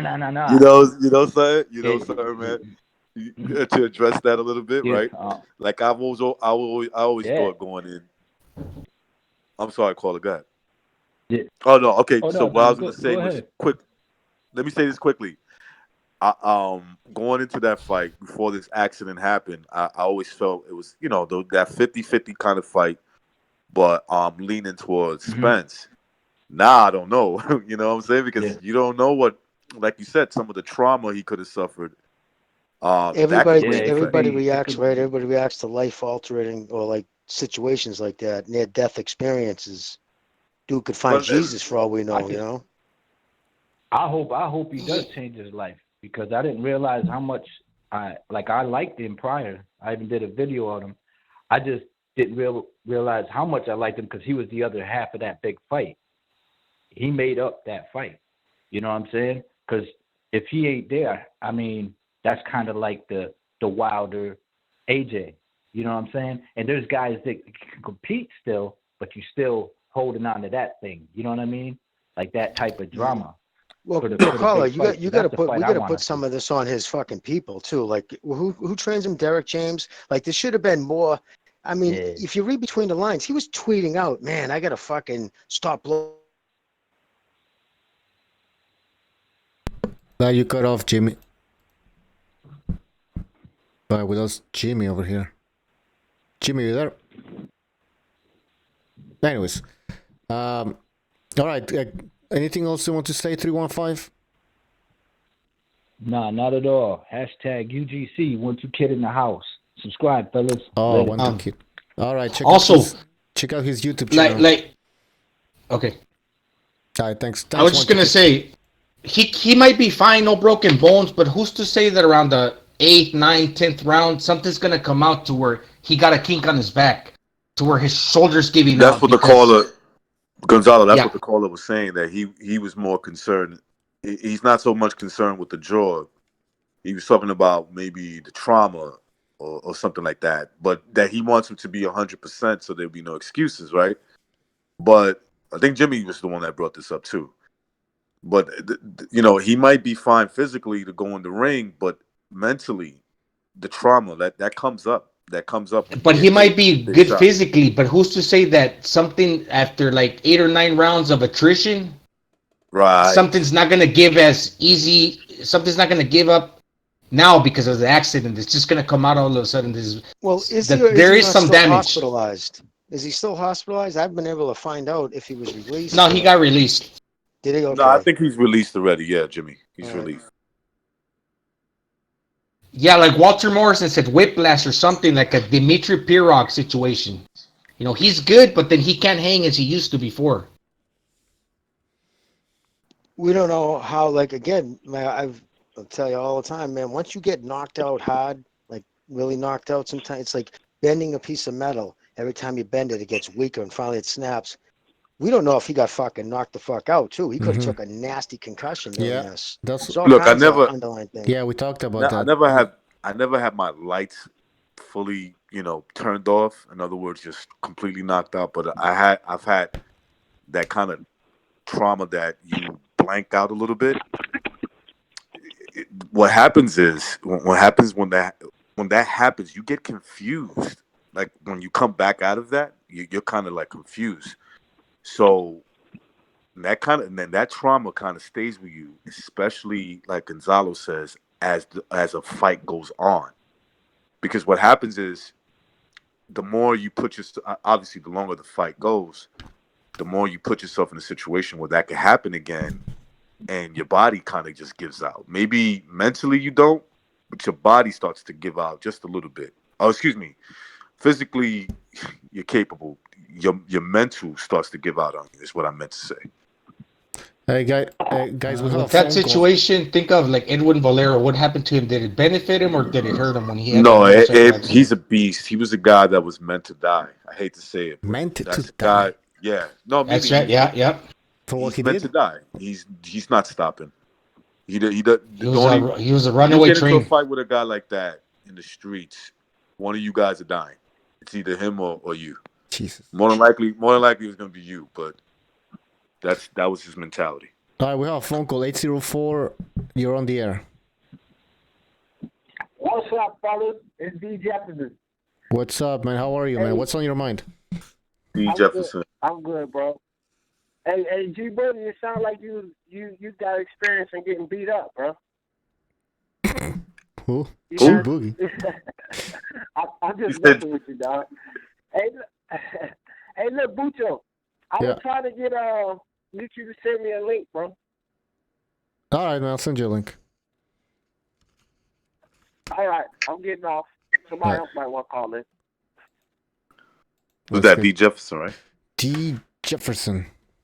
Yeah, he's good. He talks good boxing. Hey, so, yeah, I remember he called a couple of shows ago, right? He was a good caller.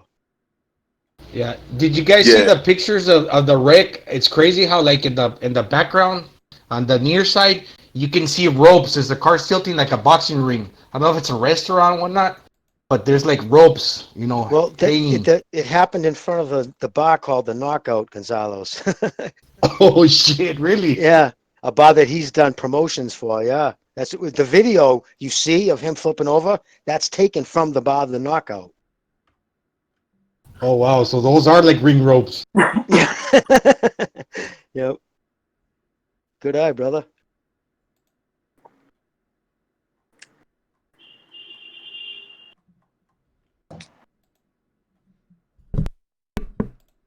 Fuck. All right, hold on. Yeah. Can you hear me, guys? Yeah, hello. Yeah. Yes. I don't know. I'm trying to send D. Jefferson a link over here. By the way, guys, in the chat, I don't know, apology. If you want to come in, you can also come in. Anybody can jump in today. So go ahead and ask me for a link. Does Canelo ever call anymore? He was a good kid. I know, huh? He used to call, yeah. In boxing styles, you want to come in and challenge, Gypsy, come on in, man. Challenge us again. Come on. Wait a minute. What happened to Stu? Oh, he'll be back. He was in the hospital, apparently. I don't know why. Oh, jeez. Yeah, I hope he's all right. I think he's coming on tomorrow. They were trying to find out as my promoter, they were trying to find out my address because, I'm a champion and all. The trivia So champion. he wouldn't give in. Yeah. So they put him in the hospital. Talking about the trivia, Jimmy, we're gonna have to do it next week, all right? Because I have to contact Thunderdome and Revolucion, and so I guess we'll do it next week. Cool. Whatever, brother. He's like, yeah, sure, man. Anytime. All right. D, are you there? Yeah, I'm here, bro. What's good? What's good, fellas? Welcome What's going to the on, show. brother? Just Same chilling, old, talking same old. boxing, Talking about boxing whatever. and shit. I know me, bro. I run my mouth too much to be typing all night. That's why I like it. I hear you, man. I get frustrated. I'm like, fuck. My fingers don't keep up my head. Let me just call in. Is he still there? Yeah, I'm still here, guys. Y'all go ahead for a second. I got somebody on the phone, but I'm still here though. All righty. We have definitely this fight it's a good fight because how many of us believe that the 175-pound division is the best division, maybe along with the 140? Well, in my opinion. So you got a unification bout. Yeah. Sorry, brother. I'm sorry. I didn't mean to cut you off. Keep going. No. Go ahead. Oh no, I didn't. All right. I was gonna say what. This is a great division, right? But you know what's fucked up? Each one of these guys are flawed. Just a little. You know what I mean? So it was one of. I don't know. Everybody's isn't a complete like. Like Kovalev's short game. Fucking. I don't know. I'm telling you right now. If you took Bivol and gave him Kovalev's aggression, that would be a nasty fighter. My problem with him, and I think his footwork is as good as anybody in boxing. It's like he treats every fight like he's still in the Olympics. You know what I mean? Like the sportsmanship. I think I said that the other day. But yeah. But I think the 140 right now is pretty solid. There's a few good divisions. He needs a little bit more nastiness, right? Yeah, man, he just lacks that aggression. He treats everything like he's supposedly, from what everybody says, the super nice kid, very intelligent. You know what I mean? Like the type of dude who'll end up with his masters and shit. Like, I guess Usyk, he's got a master's degree. It's crazy, right? Oh, yeah. For a boxer. Yeah, I know he's a smart prick. But I guess he's like that too. But I guess this kid's a super sweet kid. Some guys just don't have a killer instinct. You know what I mean? Maybe he's just a little undersized. He's a little undersized and he's scared to get clipped if he goes for the knockout against bigger guys at 175. All right, guys, we have a phone call. 405, you're on the air. 405. Hello, how you guys doing tonight? What's up? Who's calling? Santos.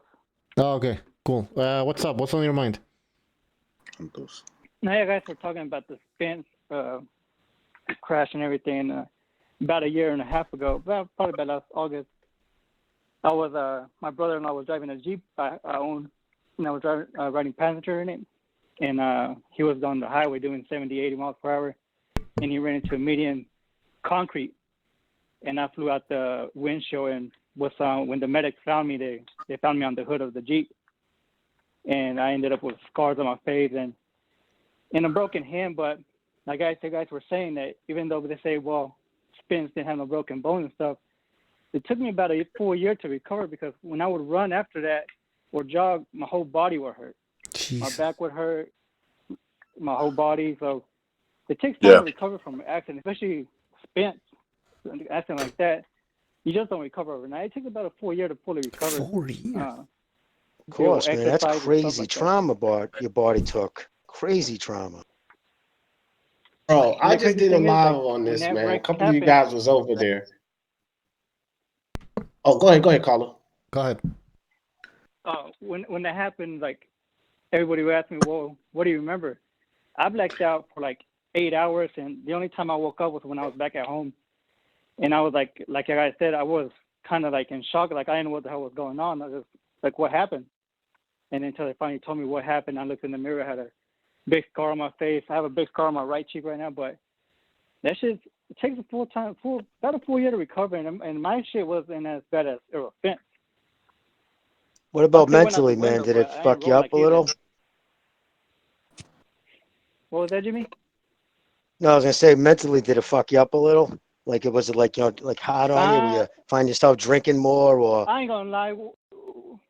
When I would drive like down the turnpike, and I would exit the turnpike, and the concrete median where you pay, I would kind of like get scared of that because that's what I hit, and then that kind of bring back, Of course, flashback. kind of hesitation, and it would make me nervous. But they'll fuck you up. And like you guys are saying, who knows? Like maybe he's in the ring or something, he'll come back with some shit.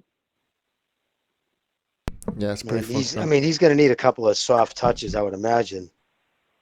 At least one soft touch and see how he reacts. Yeah, I imagine that's exactly what's going to happen with him. Before they put him in there with a guy that could, cause some serious issues, they'll try him out with someone else that's not going to pose that threat. Hey, Santos, anything else you want to say? No, I just thought I'd chime in on that and give my point of view on that and just say that you come back from it, but like y'all guys are saying, you're not going to be 100% from that shit. Yeah, fuck. All right, man. Great call, man. Thanks for the insight, man. Thanks for the call, brother. Yeah. Yeah, but I was just saying, bro, I just did a live on this whole Spence topic. I was more or less going at these idiotic fans and channels that's getting mad at people telling the truth. But outside of that, bro, I'm gonna tell you something.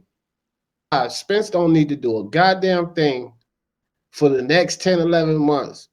But chill, bro. Chill, soul search with his family, enjoy those 2 little girls, and recuperate. Bingo. Rehab. He don't need to do no fighting, bro. No sparring, none of that. I don't even care about all of these things. These, to me, they're just rumors talking about, oh, he's ready to fight, he'll fight, and he's gonna fight Danny and all of this. Listen, if Spence fights Danny in January, he's gonna get stopped. That's just how I see it. There's no way you can go through that type of accident. I don't care if you were barely scathed. Man, he need to do CT scans. He need them to keep looking at for the next 10 months. He needs to chill the fuck out. And to your point, bro, and I agree. I couldn't agree more with what you're saying. And to your point, to go even further, now, no, he needs the fucking just. If you look at the bigger picture, what caused the kid who had the world was an oyster? You know what I mean? Like that motherfucker's future was so bright, he has to wear shades at night. You know what I'm saying? And to what would cause him to still, first off, be that drunk, just make stupid choices. It's almost like they'll tell you when you go, because I'm in recovery, so I've heard all things. When they tell you to do that, that's rage turning inside. When you get drunk like that and you're flying in your car and you're out of control, he isn't centered. There's something not right inside. So to your point, he needs to find what made me act like that? What the fuck was I out at 30 years old? Could have killed. I could have killed somebody else. He needs to be with his family. He needs to get his roots. He needs to stay away from the party boys. He needs to find out. Like you said, right? No, I couldn't agree more. That's the ideal. Like if he has people around whom are smart, they'll tell him, dude, fuck Twitter, fuck Instagram, get that shit out of your world. Go to the park with your kids. You know what I mean? Do normal shit, and then sitting down with a sports therapist, find out what was driving the alcoholism. Because when you drink to get blind drunk, you're drinking to crush memories. Why is he doing that? Was it the divorce of his parents? You never know. You know what I mean? These are humans after all. They just fight. That's what they do. But they still have the same bullshit that you have, I have, we all have. So I agree 100%. That's my rant on that. Guys, we have another phone call. 203, you're on the air. 203. Yo, what up, my people? Revolution, checking in with the family. How you doing, everybody? Hey, what's up, man?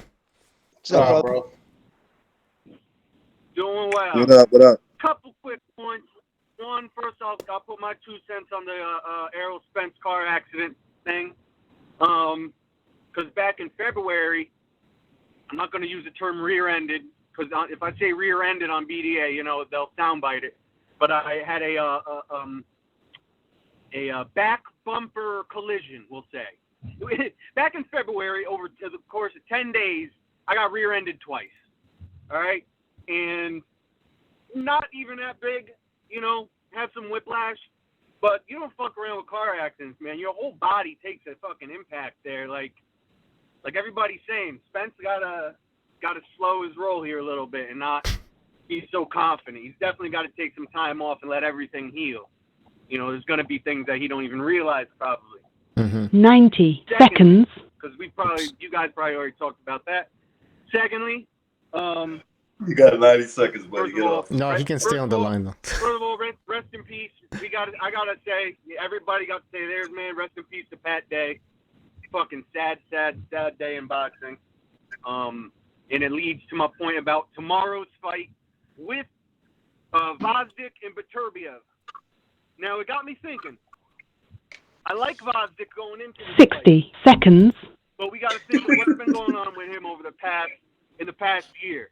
Okay, he put Adonis in a coma. 10 seconds. Then about 4 or 5 months down the line, Dadashev passes away.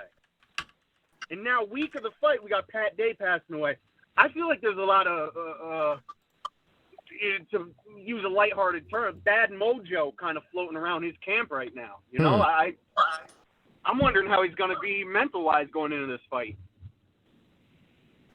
Well, good. Yeah, there could be something That's there. a good point. That's a good You point. got to put it past you. You can't be a Debbie Downer. I mean, Guys, this is boxing, man. You guys know what I really 10 what I'm seconds. really concerned with concerning Spencer's mental is the fact that the people around him obviously not telling him the same thing. So he may be overconfident, thinking, "Oh, I'm good, and he's not good." It's fucked up, bro. I think his mental could be a curse right now because he's not getting the right messages from the people around him. Then you got all these idiotic fucking fans and channels out here putting out a message, giving him a pass and saying, just let the man live. And he just made a mistake. He's not, and you know, he's not facing the consequences. As far as this felony is concerned, bro, fuck that. With Jerry Jones and Heyman behind him, that shit will be dropped to a misdemeanor. He'll get a smack on the fucking wrist, bro. Hey, bro, and even more to that point, you gotta be wondering if Spence is thinking, hey, I just fucking got in this car accident and I'm walking away scot-free. He might feel like an invincible man. Exactly. Oh, You know, he's just gonna the do it again. accident itself might be pumping him up. Exactly. And so as far as like, you know, mental wise, if it's a problem for him, it's going to be because he's too confident. Like you're not even realizing that you were just in a life-threatening accident. And like I said, or like my man said, you get violently shook around in those fucking car accidents, bro. You don't know what's going on inside yet. And 2, 4, or 5 days in the hospital, bro. Come on, doctors got to run tests and shit. I know motherfuckers that have had knee, neck, and back problems for fucking years.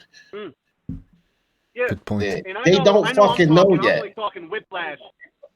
I'm only talking Being drunk was his. That's the only saving grace. There's. Oh, exactly. Hold on. Revolution. I got rear-ended.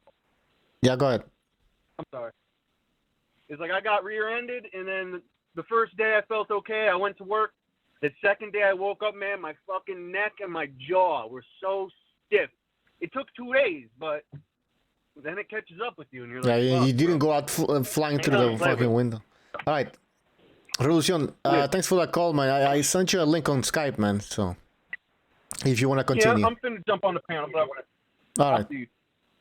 All right, take care, man. But like I said, when you're being drunk like that, body was all like fucking loosey goosey, you know. So it's the only plus side of being drunk. If he was sober, you tense up too much and you crack shit and you pop all your tendons so much easier. That's right. No matter how much dude survives the drunk, you know, he'll kill everybody in the car, but the drunk dude survives. Yeah, no matter how much you tense up, if you put your arm against something to brace for the impact, that impact is going to be much stronger than what you're holding your arm against, just because of the sheer force of the velocity. Yeah, there's no way you can. Even if I'm holding on to something tight to my steering wheel, nah, that shit's fucking stronger than I am. Oh, they like say you said, if you got a 3-year-old child in the car with you, right, and you ready to hit a tree or a car or something, and you put your arm there to brace them, it's like trying to hold back 2,000 to 3,000 pounds. So in the same instant, comes up in front of you, can any of you fucking catch 2,000 or 3,000 pounds? Hell no. You're gonna break shit, bro. But everybody does it. I've done it a hundred. And you know what I mean? If you have kids or been around kids, I'm sure you've done it too. It's just an instinct. It's an instinct, no doubt. But it's like my point was it's just like spinning the wind. It's useless. Yeah. It's like you're not gonna do anything. But like you said, it's just the instinct though. It's now with airbags, it actually caused damage because when I have a buddy who did that, put his arm out, the airbag went off, fucking hit his arm, blew his elbow right into his kid's face. Yeah. My buddy fucked up his kid's face from doing it. Come out at like 200 and something miles per hour, those fucking airbags. Yep, and they burn you too, man. I've been unfortunate recipient of a few of them. They burn you all up. But you're living though. I mean, that's the trade-off. You're alive. Well, no, but I should have fucking preferenced that because I worked at Toyota as a parts manager. So we used to get them in after car wrecks, but we couldn't send them back to Toyota in the mail. So we had to blow them off. So we used to go into wholesale and we used to do crazy shit with them. You know what I mean? A few times I got too close, but we blow barrels up in the air. Dude, I'm telling you, we put 4 tires with rims. Boo! On the parking lot one night, the fucking tires went like 30 feet in the air. It's crazy how much, just electric charge, bang, sets those off. Toyota sent us it. So yeah, we should try to do all kinds of crazy shit with them. They need to design the shit like Demolition Man, where the foam just comes out everywhere. Yeah, right. Yeah, you just safe inside of the foam and shit. Yeah, it's the powder. It's that powder that comes out. Plus the velocity, the speed of it just creates heat. But it burns kids' faces up pretty good too. But all right, guys, we're gonna end this show. I wanted to do a short show today because tomorrow we have the countdown show for Petr Biev against Gvozdyk. So ending the show right now, guys. Sweet, guys. All right, I'm getting ready to crank up a live at 8:30 talking about this Spence stuff. So if y'all want to check me out, it's part 2. What channel? Speak Your Mind Sports Talk. Speak Your Mind Sports Talk. All right, brother, I'm going to go subscribe. All right, check out. All right, gentlemen, you guys have a great evening. Everybody be safe. Peace, everyone. Everybody, thanks for joining us. Everyone in the chat as well, thanks for joining us. Danny Lopez, the fight scout apology man, Chinny Chin Chin, the inbred, Danny Lopez, Jessica Jimeno. Who else? Did I say Danny Lopez? Yeah, Danny Lopez. Uncle Apostrophe, the Shepherd's Sons, at the Quacks. Who else was there?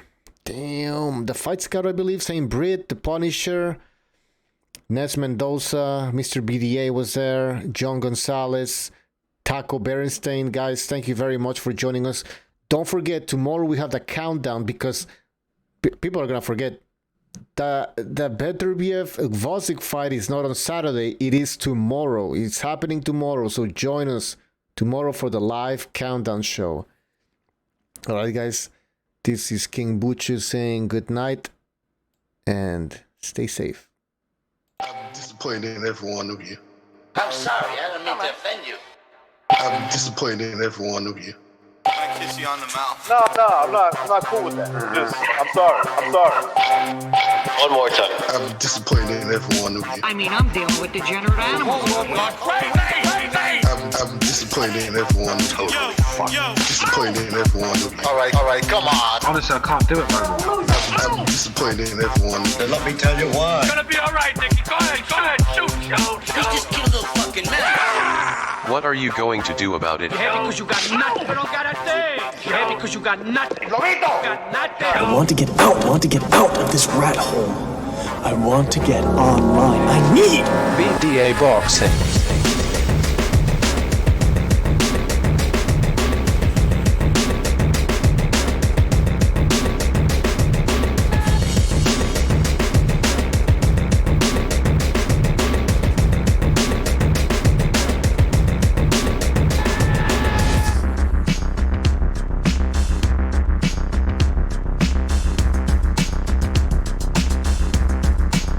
Just pull the plug on this motherfucker.